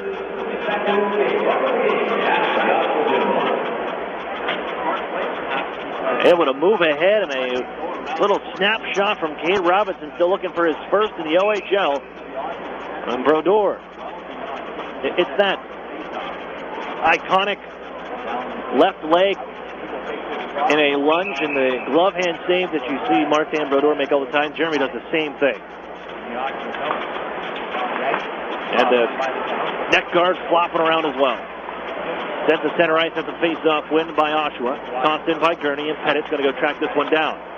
Tied up a bit by Ennis, and then allows Stillman to move it on to the near side. And again, McLean. The NHL connections galore, a trio of them, to the Generals. McShane dancing with it, offside. McLean was in the offensive zone at that time. Kyle McLean is the son of John McLean, the longtime New Jersey Devil. Bradley Stillman is the son of Corey Stillman. Stanley Cup with the Tampa Bay Lightning and the Carolina Hurricanes. Former first-round pick of the Calgary Flames, Corey Stillman. Daniil Antropov, son of Nick Antropov. And Jeremy Brodeur, Martin Brodeur's son. So the hockey is in the blood of the Generals here. As the Otters win the draw from neutral ice. Move it open nice. Taylor Radish on the right side. Springs ahead. Taylor Radish for the shot. That's caught by Brodeur. He takes a ride into the end boards from Brassard. Didn't like that. 5:53 to go. Tie game at 2. I thought he might have been offside on that play, but nothing called. An offensive opportunity for the Otters. And then drawn out to the left of Brodeur. Strome, Taylor Radish to Brinket. One and pushed to the near side corner by Krastenberg, then drilled down ice off the linesman. It'll be an icing call to the Generals, and they'll come right back down to the near side circle and do it again. The Otters, on the success they've had on home ice, they've played 29 home games. They've got 5 left. Those will all be in March. As next weekend, a 3-3 weekend, all on the road. 12th Friday night, Barrie Saturday night, and then Sunday afternoon in Owens Sound. Owens Sound has the night off Saturday. Thrown in front, deflected by Taylor Radish, kicked out Brodeur. Mercier, who tied this game up in behind the net, bothered by Alex DeBrincat, moved on for Peter to send out the center off the skates of Krastenberg, where it's poke checked by TJ Fergus, and grabbed by Kahn, thrown to the ice by Taylor Radish on the hit, and then skipped into the Otters zone. Taylor Radish moves it up the near side boards. Back is Stillman at his own line. Hands off to Mercier. Wait, his pass nearly intercepted by Alex DeBrincat. Kahn able to find it out in the neutral zone. Strome chases the puck as Mercier lost it right in front. It comes to Brodeur. Strome almost had it. Brodeur covers up with 5:01 to go. So Mercier was trying to go back out to the neutral zone. Strome blocked the pass and it trickles right to Brodeur. Was quickly able to cover up. Where Strome could pull it back in and get a chance towards the goal. Face-off win Erie. Maxim drops it off to Sandbrook along the blue line. Throw it towards the net. That's fielded like a ground ball by Brodeur. And holds on. It's under 5 to go now. Shot 21-15 in favor of the Otters. Generals team lead the Eastern Conference in goal differential, plus 20. Not many teams in the Eastern Conference with a positive goal differential. Oshawa holding the best as Noel into the Otters zone. Gives to Henderson from the left wing side, trying to get towards the net. It was blocked on the shot by Erie. Play back out towards center as Maximowicz runs over Jack Stanika. His intended pass for the point man goes right between him, and it's all the way down ice. As they turn the puck over again, here's Maximowicz. Tried to shuffle across for Fogle. It was picked up by Noel. It was put to the boards by Maximowicz. Handing off for Stillman, left wing side. Long range drive. Kicks away Murdaka from center. And Stillman follows up. Almost got another crack at it, but the Otters take the puck and move it ahead back. Maximowicz into the offensive zone, end of his shift. Tried to get it in deep. He could not. The Otters were bunched up in front of their bench again. So luckily the puck goes the other way, and Sarah Noel pulls the trigger. Fielded here by Murdaka, who covers up. Now they both can change. Noel had a stick break in half on the attempt. Yeah, at least tonight, or this afternoon, I should say, do not want to get caught up in front of your bench because both teams have had a hard time completing legal changes Erie has been tossed for two in the ice calls, one for the Generals, but Erie has been unable to do anything on the power play. 0 for 3, all three coming in the first. The Generals have tied it up with the man advantage. 2 for 4 here today. Chernak from center. Throws it on in. Bounce to the corner. Pettit looking for it. Podubny follows up. Hit by Antropov. DeCarlo plays it to the blue line. Held by Mitch Byrne. Here's Chernak. Winds and fires off his stick. It trickles just wide. Garrett Podubny was right there, but couldn't get the swing on it. Picked up by Antropov. And on the right wing side, Robbie Burt. Deflected around Mitch Byrne, and they chase the puck down to the Erie zone. Good stick lift from Mitch Byrne, who's followed up, and they keep it alive. McShane just on. Thrown to the ice by Pettit. He tries to send ahead Alex DeBrincat on a play. Right wing side. DeBrincat to the zone. Wrist shot. Blocker save made by Brodeur. Mercier head. That pass is intercepted. The Otters right back in. Darren Radish on for Strome. In the slot. Save made. Brodeur with the wrister.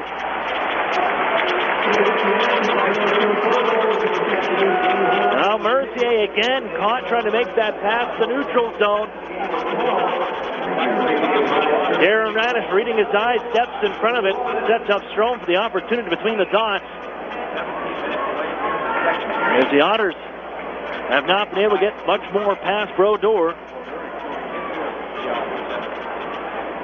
We'll take the draw to the left of the goaltender.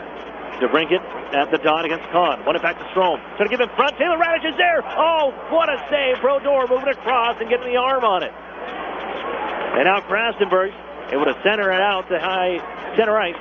Darren Radish there for Erie. Tie up with the linesman here. Drew Jackson trying to move the puck. Mason Kahn tied up.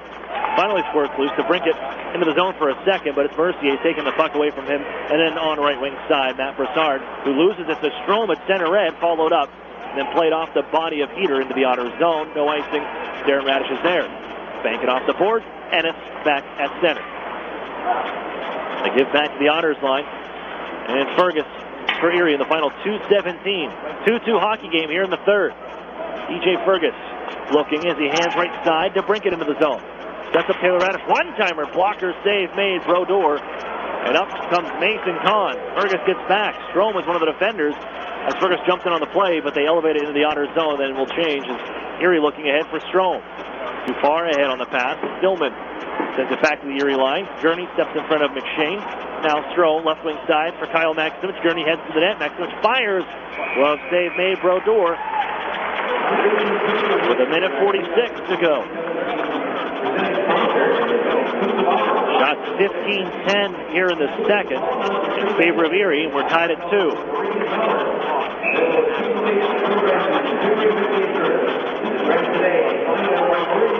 Podubny, Gurney, Maximich to the line right now. We have the blender out for Chris up the far side, but it's kept alive by Sambrook. Gurney at Podubny, tickling the circles, trying to give off to Maximich, who is in front. Taken and flied out the center by Stillman. Knocked down to the midair by Gurney, and Maximich will poke it around the man. Comes into the zone, left wing side. Hits the brakes at the dot. Wanted to go Sambrook, does not. Fires a shot instead off the cuff of the glove and onto the far corner. Here's Garrett Podubny. Poked away and moved on right wing side by McLean. Sambrook now. Spins and throws it back behind the net. Gurney gets there, drop it off for a try. Edwardson had it blocked. And off Sambrook with a move. Brister blocked again as it comes out to the circles, and Edwardson had a nice off his stick. Owen Hedrick throw right back down low. Great work from this line. It's Gurney now. Give out to Sambrook at the point. 45 seconds to go. Hedrick with a one-timer. Save made. Brodeur. No rebound. Oh, a great shift and hard-working shift from the Otters line, and that unit that was out there, parts of a change coming on, but getting pucks to the net. What is it, 15 before that? They picked up 3 shots on goal with the cycle rolling. Keep them hemmed in, 42.1 on the clock. Tie game at 2, Fogle, Ladnia to Brincat now is the unit. Played on the near side, flipped up and out of play. Mercier's going to go. Another delay of game call. And that's a delay of game call by inches, because that, if that would have went into the penalty box, because it hit off that glass that starts the penalty box and kept out into the crowd, and that go into the box, it would not have been a call. But that one just enough. And the Otters, that close, they're able to get the opportunity, their fourth of the night. First here of the second period, 35.7 on the clock. Strome able to knock it back for Taylor Radish. Quickly on for Alex to bring it. Left wing circle. Moves in front for Taylor Radish. Couldn't get on it. Strome to the corner. Gets back to bring it. One-timer. Oh, he scores! Pipe it home. Otters back up by one. Alex to brink it. 51-51.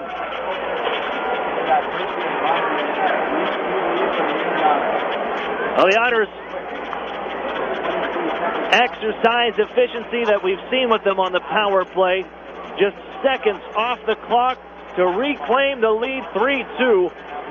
They score in the first minute, rather the first half a minute to start the second, and they score in the final half a minute. And there's 20 seconds left, and DeBrinket's got 2 on the night. 51 goals in 51 games. Danica into the zone for Henderson. His shot was blocked. Look out. It comes right wing side for Brassard. He ties it up.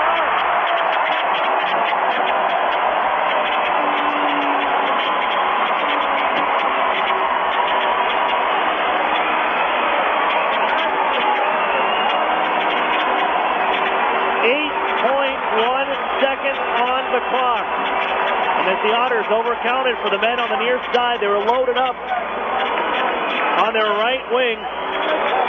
Brassard follows up wide open to a loose puck at the high slot area. Drifts into the middle and rips it over the glove of Murdaka.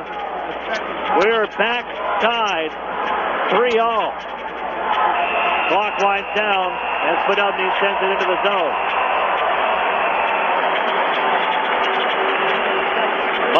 What a final 25 seconds of that second period. DeBrinket gave the Otters the lead 3-2, and just seconds later it's tied up by Brassard.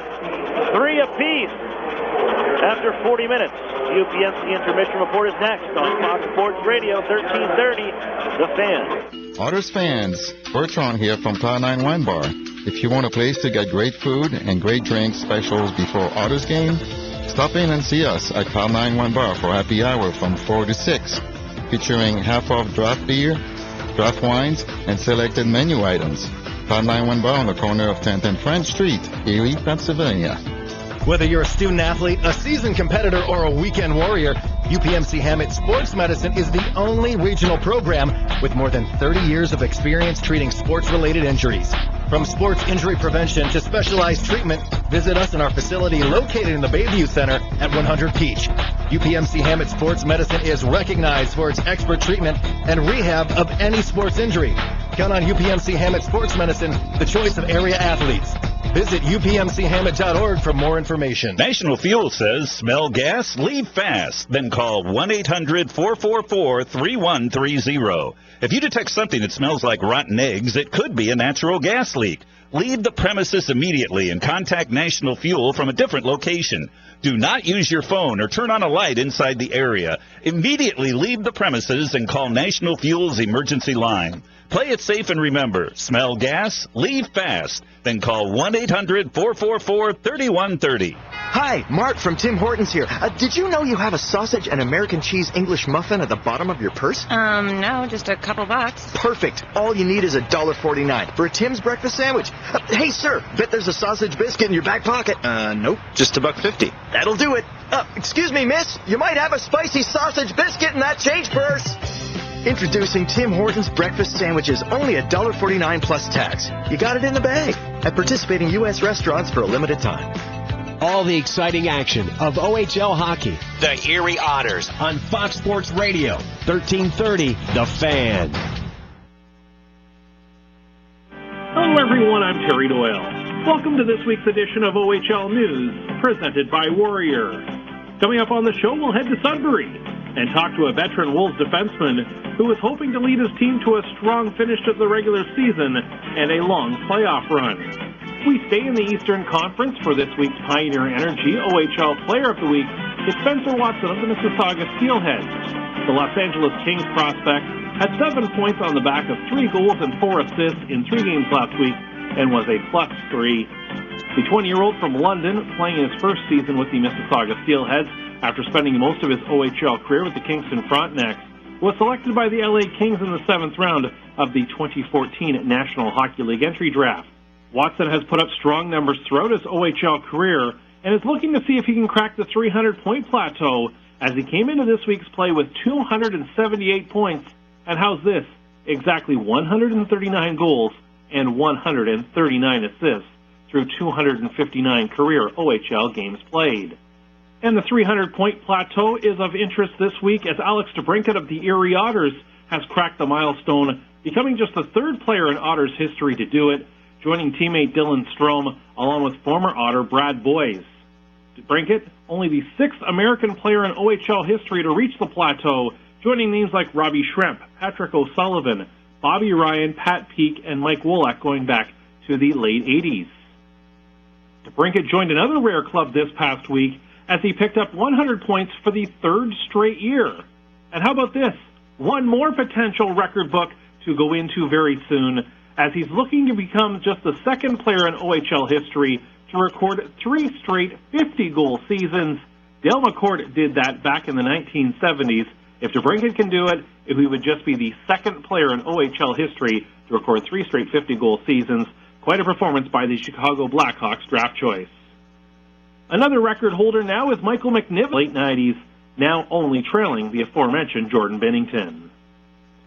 Sudbury Wolves defenseman Kyle Capobianco has been a solid performer on the blue line for the Sudbury Wolves over the past 4 seasons. Now the captain of the Wolves, originally chosen by the Sudbury Wolves in the 1st round of the 2013 OHL priority selection. He went on to be chosen in round 3 of the 2015 NHL entry draft by the Arizona Coyotes, and he has since signed an entry-level contract with the Coyotes, looking to potentially move up into their system next season.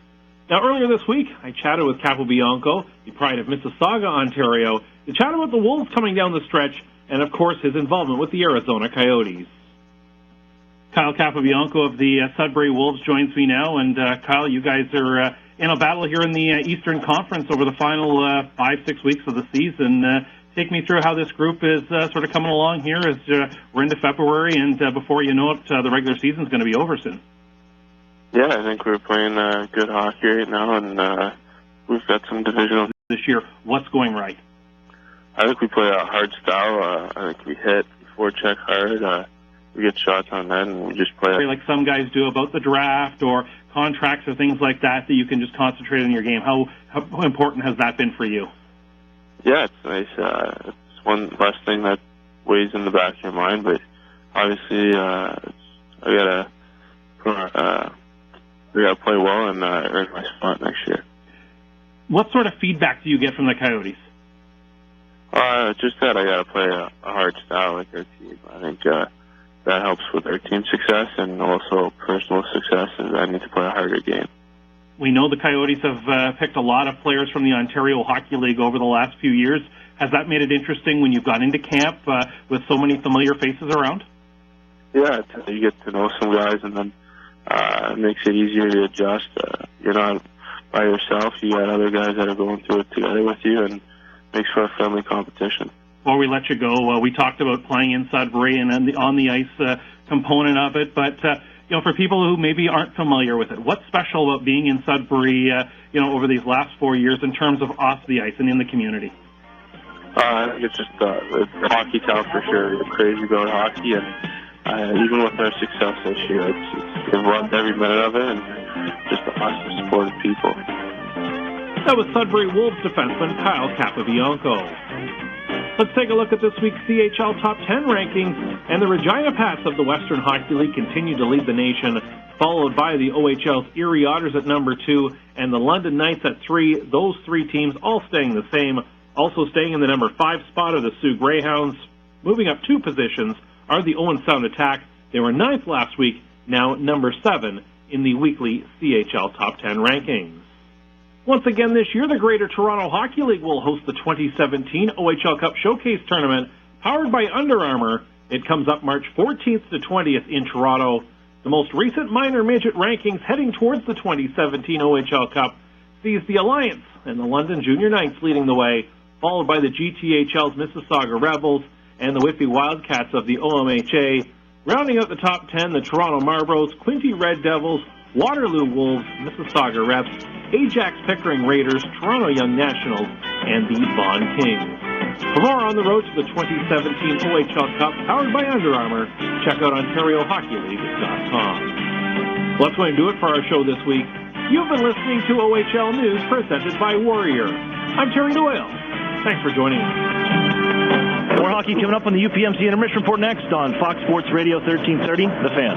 An Erie landmark since 1953, Nunzi's Place serves generous portions of great food at reasonable prices. Family owned for almost 60 years, Nunzi's prepares the finest Italian food in Erie. Come see why the Erie Times News said Nunzi's is known for food that tastes good. Nunzi's Place, located at 2330 East 38th Street, near the Bayfront Connector. To call for reservations or place an order for takeout, call 825-2940. Nunzi's, known for Italian food that tastes good since 1953. SEO, text message marketing, social media. As a business owner, you know the best way to reach customers is online. Viral videos. But you don't have time to keep up with the latest digital marketing technology. Web design. That's where Local Edge comes in, especially for the one term you're most concerned with. ROI. As a full-service digital marketing agency, Local Edge offers turnkey solutions to grow your business online. From search engine optimization and marketing, to social media, to mobile advertising, to video promotion. Our expert support team is ready to customize a program to your needs and track results throughout the campaign. Plus, as a division of the Hearst Corporation, Local Edge is backed by the largest, most diversified communications company in the nation. So when you're ready to generate leads, find new customers, and increase your revenue, talk to the digital marketing experts. Visit localedgemedia.com. Think digital. Think Local Edge. National Fuel says, smell gas? Leave fast. Then call 1-800-444-3130. If you detect something that smells like rotten eggs, it could be a natural gas leak. Leave the premises immediately and contact National Fuel from a different location. Do not use your phone or turn on a light inside the area. Immediately leave the premises and call National Fuel's emergency line. Play it safe and remember, smell gas? Leave fast. Then call 1-800-444-3130. Hi, Mark from Tim Hortons here. Did you know you have a sausage and American cheese English muffin at the bottom of your purse? No, just a couple bucks. Perfect. All you need is $1.49 for a Tim's breakfast sandwich. Hey, sir, bet there's a sausage biscuit in your back pocket. Nope, just $1.50. That'll do it. Excuse me, miss. You might have a spicy sausage biscuit in that change purse. Introducing Tim Hortons breakfast sandwiches, only $1.49 plus tax. You got it in the bag at participating U.S. restaurants for a limited time.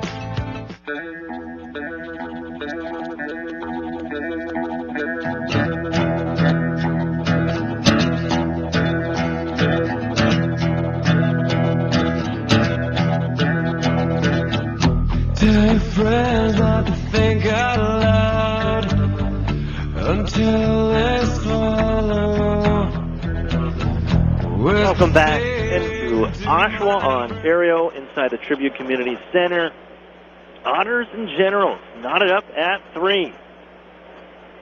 Erie came into the second with a 1-0 lead and quickly made it 2-0. But after 40 minutes, we find ourselves knotted 3 apiece. Welcome you back into the UPMC Intermission Report. I'm Aaron Cooney, and we'll just jump right into it. The Arctic Spas recap. Here, the only goal in the first period, 17-21, history for Alex DeBrincat. As they take a puck away after a turnover by Mason Kahn, 15 feet into his zone. DeBrincat hands off to Strome at the right circle, gives right back for the one-timer, and DeBrincat, the first player in OHL modern history with a back-to-back-to-back 50-goal, 100-point season. And just the second player ever in the OHL to do so. First since Dale McCourt, 74-77. So that's how he ended the first. 1-0 for the Otters, and things seem pretty good, too, at the start of the second, because 18 seconds in, Warren Fogle with the shorthanded goal. Otters with a draw. Chernak looked like he was going to back up into the neutral zone, and I think Oshawa felt that as well. They all came off. trying to get the puck away. They're trying to get back to the offense zone with some power play time left, but Chernak throws it towards the net. It angles off the end boards. The shot goes wide, kicks out on the far side. Warren Fogle right there to put it home. No chance for Brodeur. 2-0 Erie. But at 6:42, this is where the penalties and mix-ups, it hasn't been pretty. Put it that way. Because the Otters have been guilty of too many men on the ice calls. And one of them results in this, a power play opportunity. 6:42. As Eric Henderson, after what seemed like a harmless shot on the far side boards, thrown towards the goal by Matt Brassard, may have sat underneath Murdaka, didn't get a whistle, nothing, and then digging away, Alan McShane, the former Erie Otter, and then followed up by Eric Henderson, who is able to poke home his 21st of the season, 2-1 game. And a little over 2 minutes later, 2 minutes and 16 seconds. Another power play for Oshawa, and this time the leading defensive goal scorer in the league, Medrick Mercier, with his 20th of the year, set up by Mason Kahn, tied at 2. Down to the final minute, and the Erie Otters with their power play chance, their 4th of the night, and they finally get a power play goal. And then guess who? Yep, Alex DeBrincat, set up by Dylan Strome, puts it off the post and in with just 24 seconds left. So you think you got the lead going into the break, right? Nope. Because with 8.1 on the clock, a wide-open Matt Brassard is able to drift into the middle of the ice of the Otters zone and unleash a wrister over the glove hand side of Murdaka. We're back tied. 3-all after one. Or rather, after two. Take a look at the out-of-town scoreboard brought to you by the Sheridan and Courtyard Erie Bayfront Hotels, proud sponsors of the Erie Otters. You ought to be staying with the best. 7 other games out in the OHL. London Knights lead Ottawa 67, 2-1. Sudbury Peterborough, they're tied at 3 after 40 minutes. Starting at lead Saginaw 4-3. Mississauga and Owens South tied at 3. Kingston 5-1 over Barrie. Flint 5-0 over Guelph. And a final Hamilton 5-2 over Kitchener. Third period next on Fox Sports Radio 1330, The Fan. Over the years, technology has greatly improved the productivity of the business office, from faxes and copiers to multifunction printers. Now we don't know how to get things done without them. And that means you need a reliable printer copier and a dependable service plan. That's why you should trust Cooper Business Machines. They are Erie's only authorized dealer for Sharp document systems. And most importantly, they will maintain your machine so that it continues to, well, work. Just like your car, it needs regular maintenance and parts need to be replaced regularly. If your copier isn't properly maintained or you're not getting toner in a timely fashion, then you've been reminded what it's like to work in the dark ages. Don't wait any longer. Your business requires dependability. Shouldn't you expect the same? Cooper Business Machines, Erie's only authorized Sharp dealer and service provider, helping you get back to business since 1980. Online at cooperbusinessmachines.com or call 456-7585. Programs, get your programs! You know, Mill Creek schools have all the programs you need. Really? Yes, they have preschool programs, Center for Performing Arts programs, Honors College and ROTC programs, dual enrollment and student internship programs, not to mention 16 advanced placement courses, 30 varsity sports, and over 50 high school clubs and activities. Sounds like they do have a program for everybody. Programs, get your programs! In the Mill Creek School District. Otters fans, if you're looking for the best hand-cut steaks, fall-off-the-bone ribs, made-from-scratch sides, ice-cold beer, legendary margaritas, and fresh-baked bread, then look no further. Texas Roadhouse, located 7475 Peach Street, Erie, is the place for legendary food and legendary service. Whether you're looking for a special occasion or just a night out with good food and friends, think Texas Roadhouse. And don't forget to cut your wait time by using their famous call-ahead seating. That's Texas Roadhouse, 814-864-9494. What's 10,000 square feet with 100 plus arcade games, all set to free play, including air hockey and 1 round of glow golf, all in one great space? If you said Playport Erie Arcade, Erie's largest indoor arcade center, you're exactly right. And if you haven't had a chance to stop in and enjoy all those old favorites and new challenges, now's the perfect time. Race your friends head-to-head with the 4-player simulators, ride motorcycles, boats, skis, and more. Playport has bowling, pinball, basketball, hunting games, and of course, all for a one-price admission. Come on into Playport Arcade. It's like having that feeling when you wish you were a kid again. Yeah, that's the feeling you'll get at Playport Erie Arcade. Playport is more than just an arcade. Playport is Erie's first indoor glow golf attraction. It's like walking into another world as you enter the glow golf room filled with neon and different fun obstacles at every hole. Playport is fun for all ages. And now for a limited time, grab 3 people along with yourself and take advantage of the 4-pack special. But hurry, it's only for a limited time. Playport Arcade on West 12th Street in the Big White Building just east of Peninsula. I beat my best score. I love this game.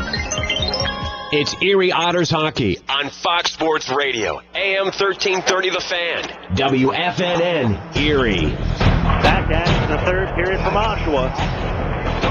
As one floated in on Murdaka, seconds in, he holds on. A draw coming to his right. Welcome you back in the Tribute Community Center. The Otters and the Generals tied at 3.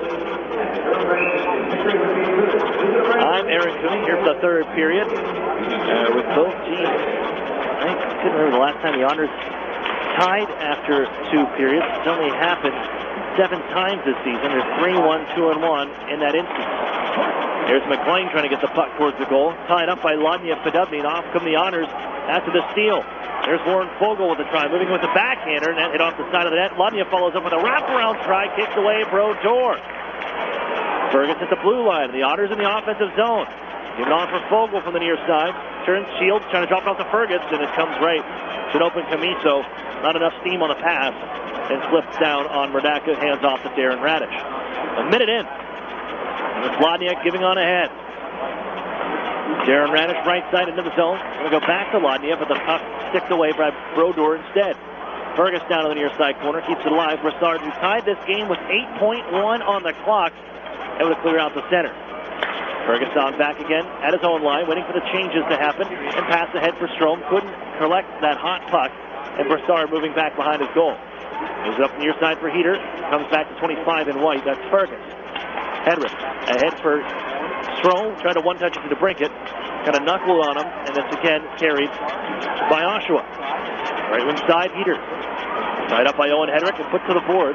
And the Otters come alive, collide, and here's DeBrinket giving off to Strome out to center. Tossed in right wing side, trying to split the D.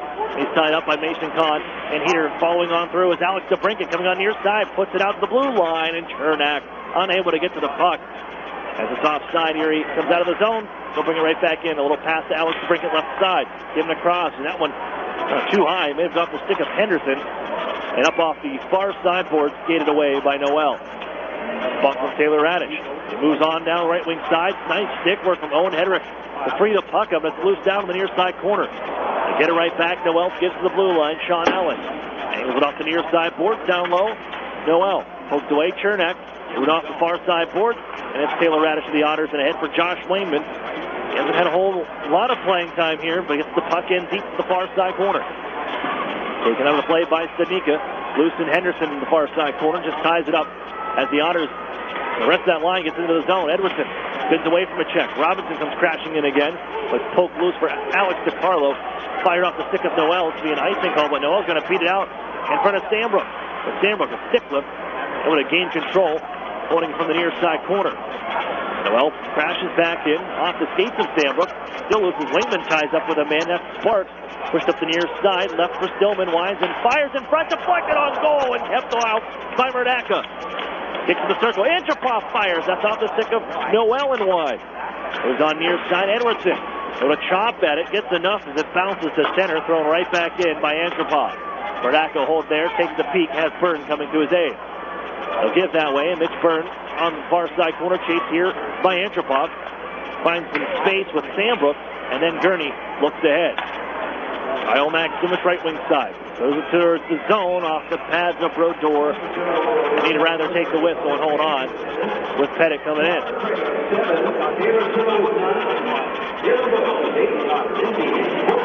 3 minutes, 37 seconds in.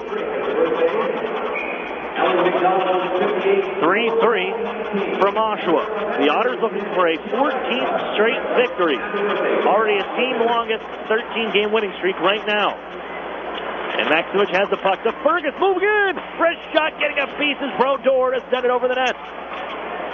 Here's Gurney, gives out to the blue line, Maximich. Just back in and right back in. And down low, Gurney deflected to the near side, where it's picked up by Broussard and launched down the length of the ice. And McShane against Radish for a foot race, and an icing call called. I don't know about that one.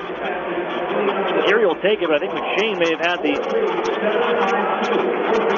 step ahead of Darren Radish, especially for where that puck was going in the far side corner and the way it bounced. It would have went to McShane first, but Radish, the overage defenseman, the veteran, gets the benefit of the call. Icing 4 minutes in, tied at 3. Strome on the draw against Camiso. Waved out as Strome to bring it. We got 12 versus 12 at the dot. And Camiso takes it into the corner. Mercier directed around by Broussard. Got off by TJ Fergus, kicks it loose to Taylor Radish.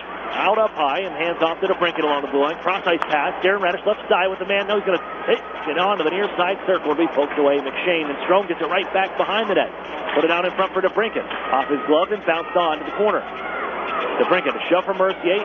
Keeps position and possession. But as they come in with some backside help, it's knocked away by McLean back to Erie territory. TJ Fergus chased by 15 in red. McLean. Fergus able to double back, son of Tom Fergus, a long-time Toronto Maple Leaf, so there's some NHL connections for the Otters as well. Taylor Radish tied up on the near side. Heater and Stillman hold him up. Dug out by Mason Kahn.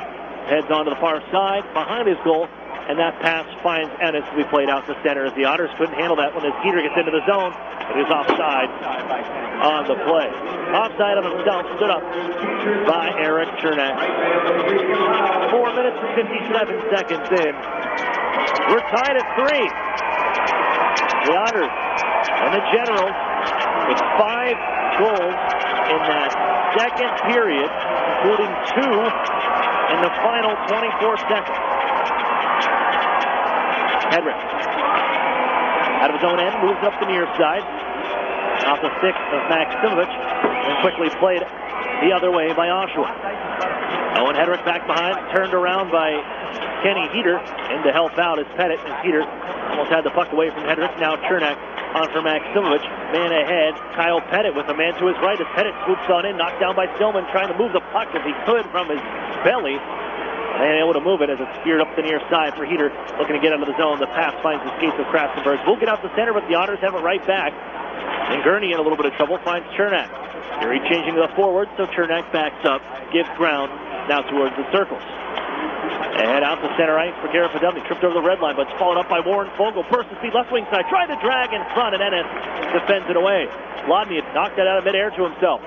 Sends it down to the near corner for Warren Fogle. Wants to spin down to the corner as Ennis knocks him down, takes him down the ice. Lodney after the puck, bounces it on for Sandbrook at the blue line. Now Mitch Byrne, left side. Wines, fires it off the end board, bounced in front, loose to the blue paint, and Erie could not find it. Ahead goes Oshawa. Henderson put to the boards by Sandbrook after the dump in. Left for Warren Fogle back behind the net. Pass ahead for Dubney out at center ice. Has Lodney on the right wing side. Peels off, Allen watching him. Lodnia put it in front. Henderson is there. Erie was changing. And a chance for Jack Studnicka to carry to center. Finds Darren Noel on the right wing side. Richter, that one sails high, and the Otters are going to go take advantage of it. It gets out the center. It's Strome, 1-on-3. Kicked away by Broussard, followed up by DeBrincat. Across for Taylor Radish, off his back end. Heads up high along the blue line, Taylor Radish. 17 in white. Stick handles to the circle now. Puts in front for Strome. DeBrincat follows up, and it's stopped by Brodeur. Give it to the blue line. Fergus, Richter, blocked by Antropov. He'll find the puck on the far side and sky it into his own bench off the glove of Fergus. But Alex DeBrincat came that close to his third of the night after the handoff from Dylan Strome.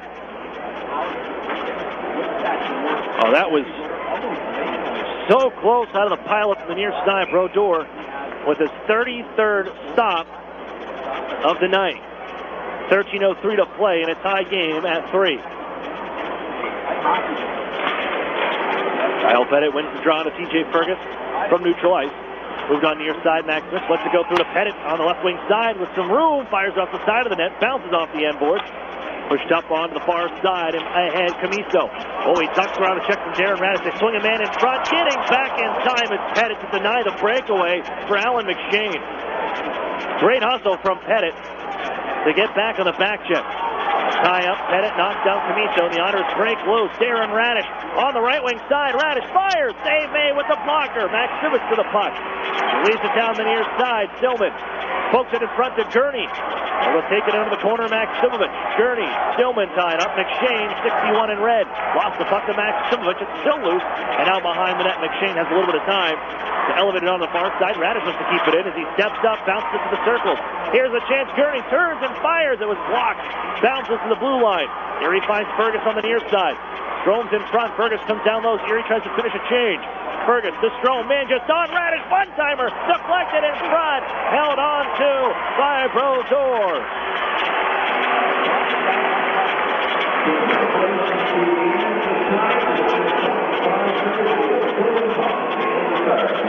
Jeremy Brodeur has seen 7 shots already.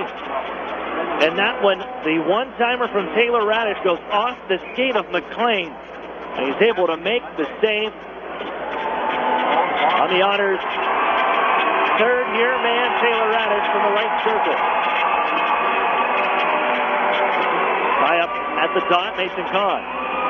They would have bounced this one back towards Erie ice. Chernak is there, but he played it with a high stick. And it's coming back into Erie territory. He'll stay deep. I believe it was to bring it out along the wall on the far side in the offensive zone. They got a piece of it with the stick up high, and then Chernak followed up. The face-off is in Erie territory. Warren Fogle will take it. Fogle, Edwardson, Robinson. They go forward and skips out to center on the play. And left down at the red line by Mercier. Henderson comes across. Sandwiched by Eric Chernak and Cade Robinson. Given on for Fogle, and the Otters skate out of their own end. Robinson right wing side. He'll toss it into the near side corner as it rims around the boards. Edwardson trying to follow up. Fogle there, pushing and shoving. Down goes Broussard. Fogle charges behind the net. Watched by DiCarlo. Gives the blue line. Eric Chernak skating. Hits the break for a shot through traffic. Save made. And a rebound in front. Clears the center. That one almost caught the head of Carson Edwardson, but he ducked down in time, and here's Noel with a steal and gets out to Sadnika right wing side, trying to drag around Chernak. Oh, it's poked away by Murdaka. And Warren Fogle can find the biscuit after the touch by Taylor Radish and ripped in by Edwardson. Around the horn, and there's Taylor Radish. Fergus at the blue line, picks it back, heads towards his own line. As the Otters are in a little bit of trouble here, bounced in front out center ice, followed up by Stillman and sent in deep. 10:40 to play. Tied at 3, third period from Oshawa, Ontario. Otters send it out to center ice, bouncing puck to Brinkett, picks it up in stride. Hands off to Dylan Strome. Poked away, though, by Mercier and drilled right back onto center ice. Mason Kahn hustling, beats out the icing call. Ties it up in the corner, shoved down by Darren Radish. Along the near side boards, the Otters find Dylan Strome, bumped by Stillman. Still loose on the near side, and will get out to center on the play by Strome. Bounce towards the line, where it's ripped back towards Erie territory. Mason Kahn drops it off for Heater right wing. Into the circle, fake, throws it right to the goal mouth. Nobody home. Chipped ahead by Taylor Radish. Strome knuckled on for DeBrincat left wing side. Stops 5 feet in and drops it off. Erie changing behind the play, no one there as Kahn gives off to Antropov and right back to the line. Chernak holds for Erie. Midway through the third, we're tied at 3. All goal scoring coming before this, 5 in the second. Lodnia leans in and heads to the offensive zone. Ducks, but a good poke check by Mercier as he reaches around after Lodnia had created some space for himself. Sweeps it round the body and pokes it off the stick of Lodnia and out of play. With 9:38 to go, third period, we are all tied at 3.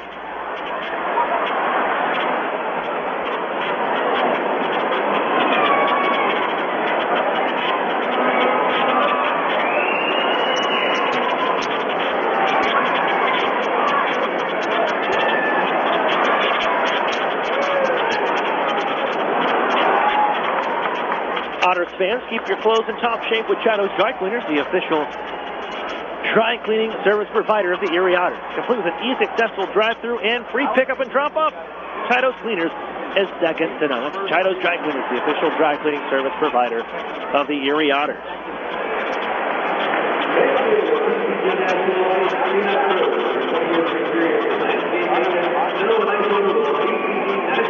All knotted up at 3. Get this, Oshawa was tied after 2 periods. Got them right where they want them. 9-0-0-1. They've seen a couple of shootouts here recently, including their last 2 games. They ended the 6-game winning streak for the Owenstown Attack on Saturday night in Owenstown, a 3-2 shootout. Final. That from the Harry Lumley Bayshore Community Center as we get back into action here. And they defeated the Owenstown, or excuse me, Auto 67 with a chance in front for Fogle. Kicked away by Brodeur and moves on left wing side. McShane gets out to Camiso. Camiso stepped in 2 by Stanbrook. Biscuit down to the near corner. Camiso gets there first. Moves it on to McShane in the far corner. Right back to Camiso. Stanbrook watches there. There's a bump on Camiso. Ties him up.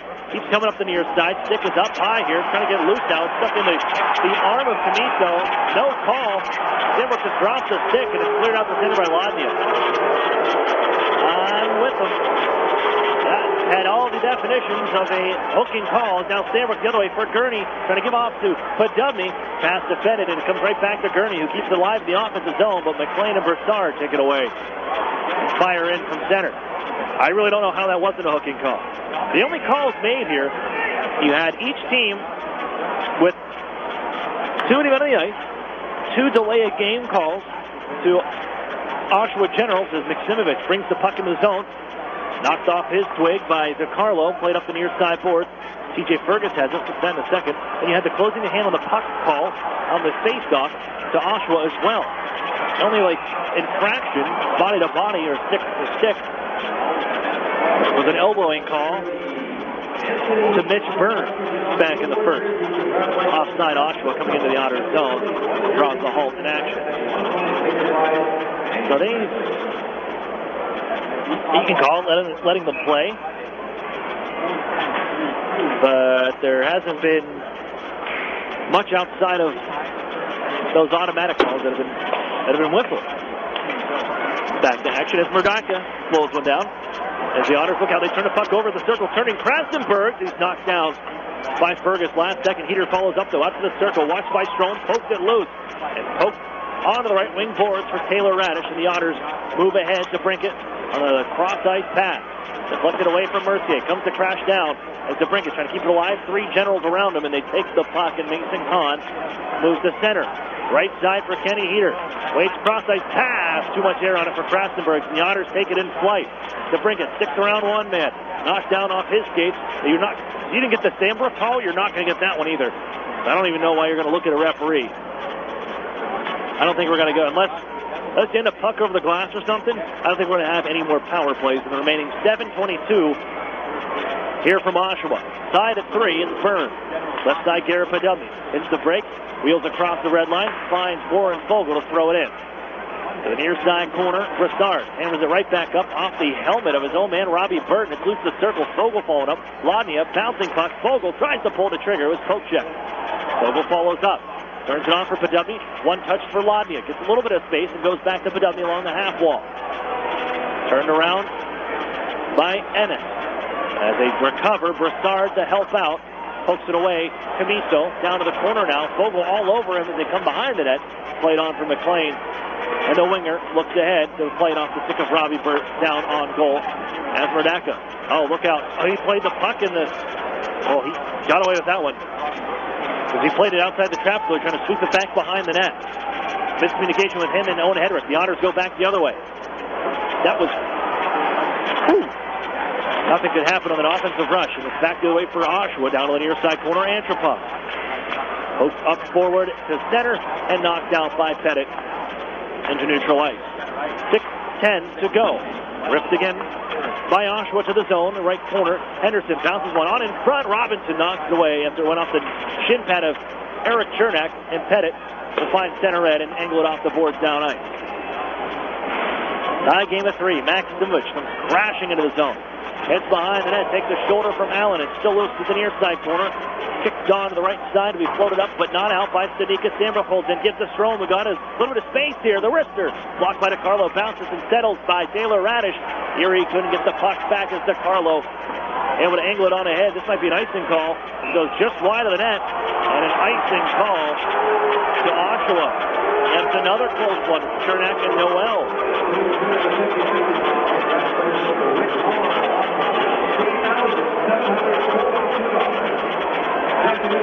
Real close. Chernak took a little bit of the body and ran a little interference to get the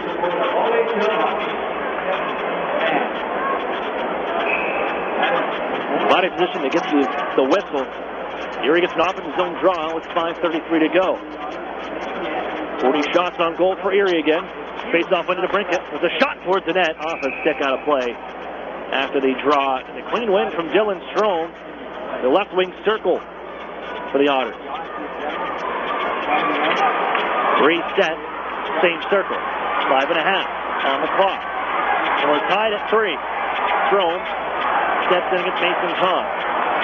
Bouncing puck, one to the Brinkett again. Hands off Fergus with a slap shot. That's blocked by Krastenberg out of play. This time the draw will be to the left of Brodeur and the Otters on that right side.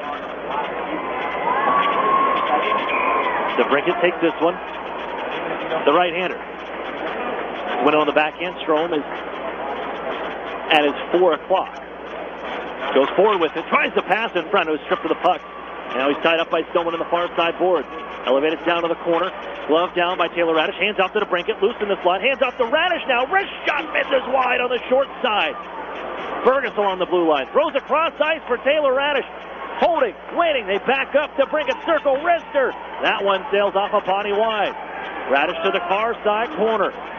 Dylan Strome as he's bumped. 3 generals there. The puck along the half wall. Krastenberg hands it off to Darren Radish. Always banned on the puck. It's still loose. The Brinkett follows up and has it. Gives off to Taylor Radish from the circle. Waits. Wanted to pass to Strome when it's off his skate. Fergus keeps it in. Darren Radish inside the offensive zone. Banned on the pass. Hands off to Taylor Radish along the half wall. Taken away by Heater and cleared. This will be an icing call. Back is Fergus. You get the whistle. 4:34 to go in the third. As Bob Jones going to use a timeout, you wonder. Here he has to make a change because those guys are dog-tired. And there's the timeout from Oshawa. I don't blame him. They were stuck in there, the zone, for a good 45 seconds on that shift. They call the timeout. Get a breather. Second line on for the Otters. Vogel, Pajugny, Lavia, Hedrick, Chernak on the blue line.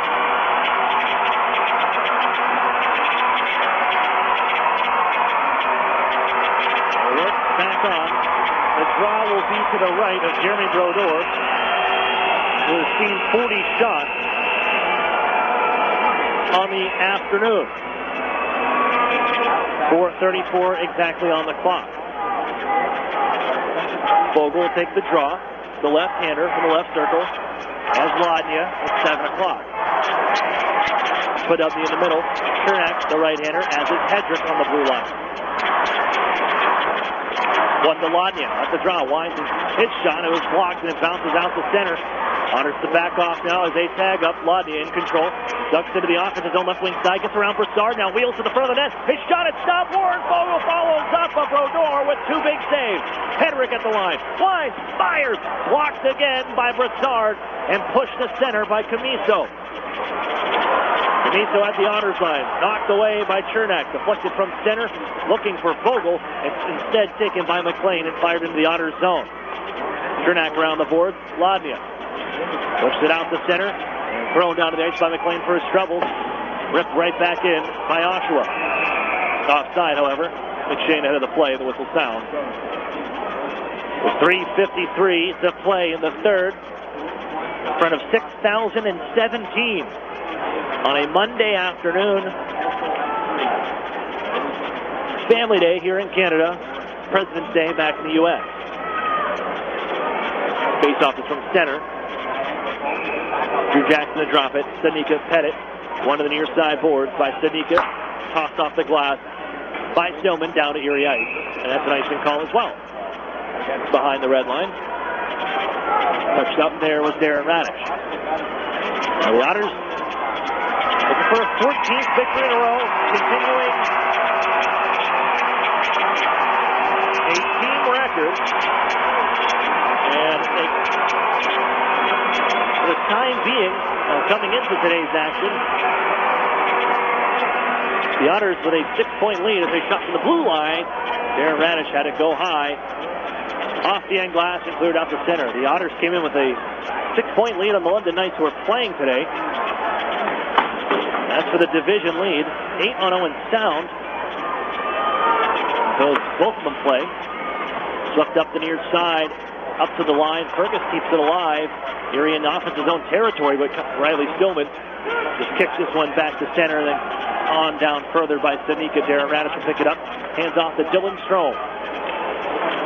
Strome around one man. That was Noel, but followed up by Krastenberg, and they get it on out to center as Noel stops along the near side boards and pushes it down behind the Otters net. Guided there by Stanbrook. Tossed towards the net after a pickup by Krastenberg. Right towards the net. Vernaka holds it. And that's the first stop in a while of much the action that Vernaka has had.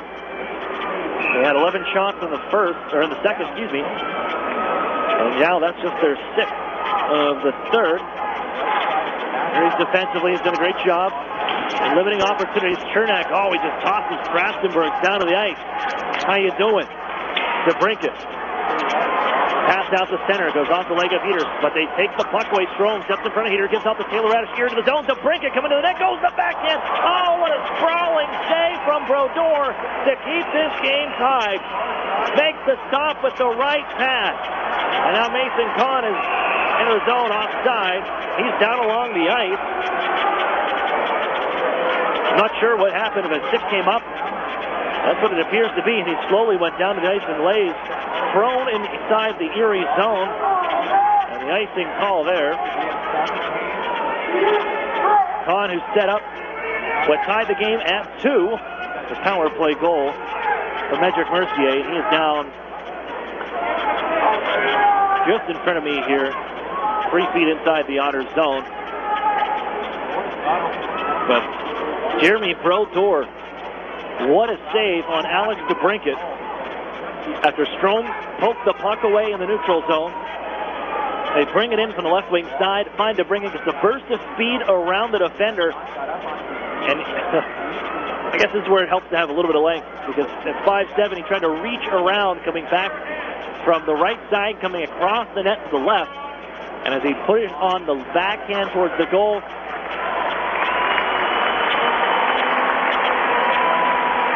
they kick out the right pad. Brodeur makes a huge save on DeBrincat late in this game. Looking for the hat trick.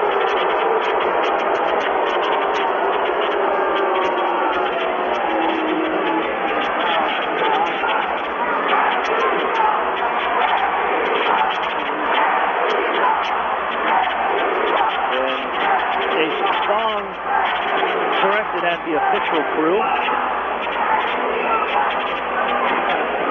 Not very happy here in Oshawa with the men in stripes. Otters win the draw. DeBrincat gets to Darren Radish. Out from the right side of his end. Push ahead for DeBrincat. They got a step on the D, but Stillman almost cleared away. The Otters with it. Give off the Strome. Moves it and scores! How about that for a slice of fried gold? Dylan Strome picks it up between the circles. Rips it left hand side. Erie's up by 1.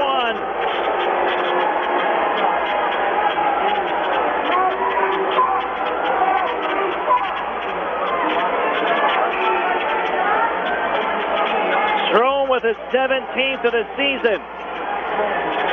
Absolutely rips it. From between the circles. The left-hander leans down on it and gets the whip over the glove hand side. 4-3 Erie. 2:12 to play. And it moves it back to his line. We will watch Brodeur to our left. The Otters back up again. Taylor Radish pokes it out the center. Lodney is there. They got a 2-on-1 the other way. Lodney with Maximich in front. Drop pass to Fogle in front for a backhander. Maximich. It's kicked away by Brodeur. And he pounces on the puck. As Lodney was coming down the right wing side ahead of the D. You had Maximich trying to direct him to make the pass to Warren Fogle, who is the late man. Does so, and Fogle dishes off to Maximich, who directs it towards the goal. Pad save, rebound in front. Fogle looking for it, but it's Brodeur out of the pileup of humanity. Comes up with the stop. His 40th save of the night.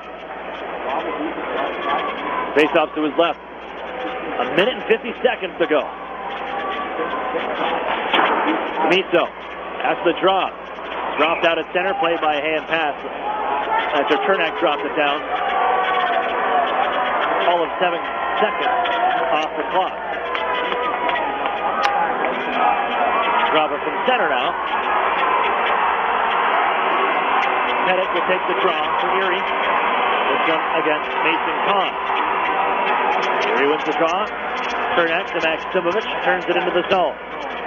DeCarlo after. Hit there by Pettit. Moves up the board. Maximich along the half wall. Gives to Pettit. He'll just tie it up along the wall. He doesn't care.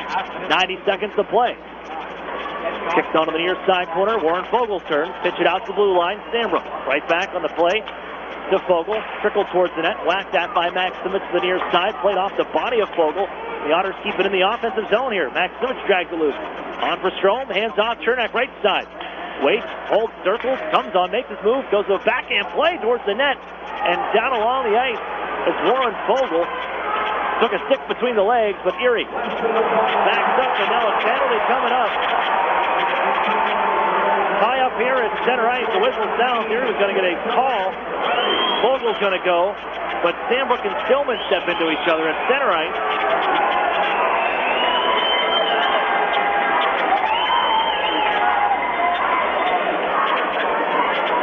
55.6 on the clock, and I think it's Fogle, the only one coming.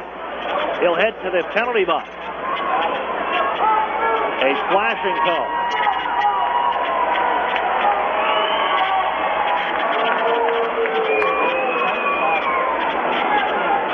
Kahn finally got the call that he wanted after the diving earlier. He dives here after taking a whack on the back of the knee. Fogle. Power play. Oshawa 2 for 4 tonight. Net is empty to our left. Brodeur comes on. 6 on 4. As many chances as you want for the open net. You lose Fogle. Big time face-off man. Pettit took it, but he can't win the draw. Mercier sends it off the high glass behind the goal. Noel tries to turn it in front. Cut off by Taylor Radish. Stick came up on him as a wraparound try. Bounced in front of the goal mouth. Noel knocks it wide. Onto the far side boards. 40 seconds to go. Radish puts the man to the wall. Mercier drives. Bounced in front. And it's grabbed by Murdaka. No rebound. Oh, the change of angles. Just feet in front of the Otters goaltender. Going off of Darren Noel in front and bounced for Murdaka to make the save with 36.8 on the clock. 6 on 4. The net is empty to our left. The Otters with a 1-goal lead. Strome will take the face-off for Erie against Jack Studnicka. Otter one in front. Henderson. Wrist shot. Blocker save made. Murdaka. Bang, bang play after the draw, and this one trickles out the center, brought in offside by Mercier. Another whistle with 28.5 on the clock. Joseph Murdaka, OHL Player of the Week. 2 major saves in the waning seconds of this third period, preserving a 1-goal lead. Camiso wide to the left. Studnicka the draw. Erie pushes it forward. And it's moved by Mercier. Now on for Camiso on a cross-ice pass. Knocked out by Chernak. They're offside. They're going to back up. Radish waits. Got a lot of time now. Now throw it towards the net. towards the net. It's kicked out by Mercier on the long range, empty net try. 10 seconds to go. Henderson can't get it into the zone. Taylor Radish just bullies him down to the ice. Taylor Radish will knock it ahead. 4 seconds to go. No whistle. The puck loose near side. That'll do it. Rackham from Oshawa. 4-3 Erie over the General. Dylan Strome. Game-winning goal. With 2:16 to play in the third. And the Otters take this one 4-3. Gus Martin Funeral Home postgame show is next. Right here on Fox Sports Radio 1330, The Fan. Keep up on all things Erie Otters by following us on social media. Follow the Otters on Twitter and Instagram at Erie Otters, and like us on Facebook at facebook.com/Erie Otters Hockey. You'll get up-to-the-minute news on all things happening with your Erie Otters, so check us out on social media today. Hey, who knew Gus, the second most famous groundhog in Pennsylvania, could play hockey? Well, I have to do something in the winter. And Joel's game winner was a 1 in a million shot. Like All the Money Millionaire edition. Yeah, the new game from the Pennsylvania Lottery, with top prizes of $1 million. It's a real game changer. Keep on scratching. Players must be 18 or older. Please play responsibly. Benefits older Pennsylvanians every day. Dr. Jones is right over there. Early in the afternoon, Barbara checks in at a doctor's office. But if you look out the window, it's miles from the closest medical facility. Because Barbara is in Highmark's Healthcare Mobile Clinic, a doctor's office on wheels that brings care directly to remote communities and members in need.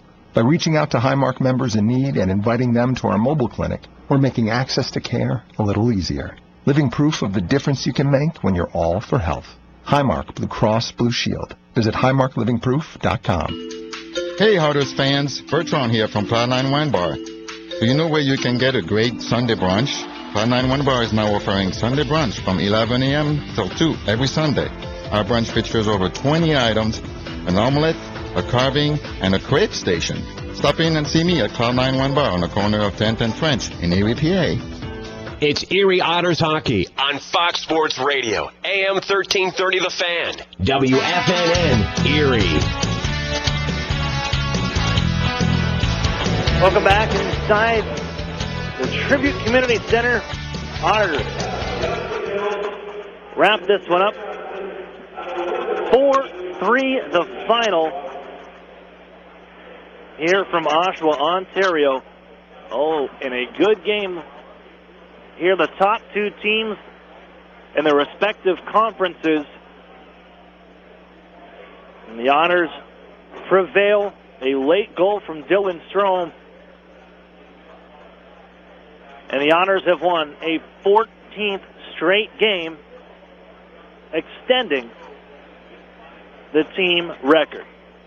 Welcome back here to Oshawa, Ontario. I'm Aaron Cooney. We're going to wrap things up here from the Tribute Community Center. Inside the Duskus Martin Funeral Home post-game show, Duskus Martin working tirelessly to give your loved ones dignity.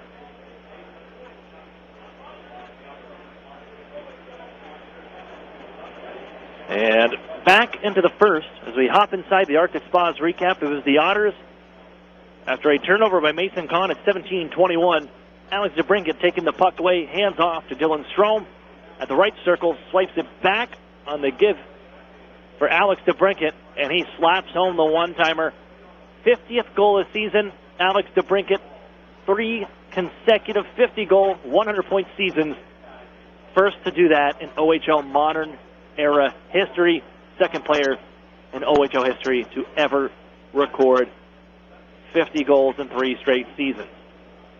The Otters lead 1-0 after one period and head to the second, and it was a wacky one. 18 seconds in. Short-handed. Chernak sends it off the end boards, skips back out in front. There's Warren Fogle for his 100th OHL point. 2-0 Erie, 18 seconds into the period. But the special teams was the story that second.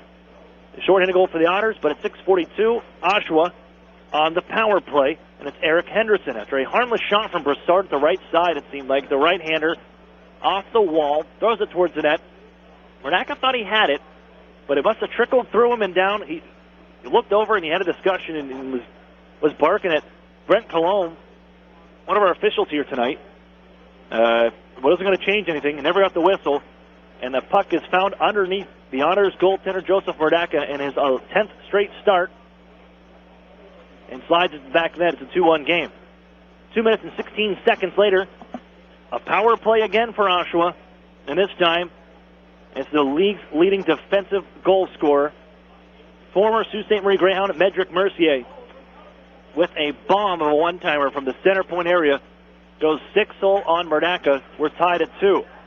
In the final minute of the second, 24 seconds left. Erie on the power play. Radish down to the corner for Strome. Strome back to the far circle.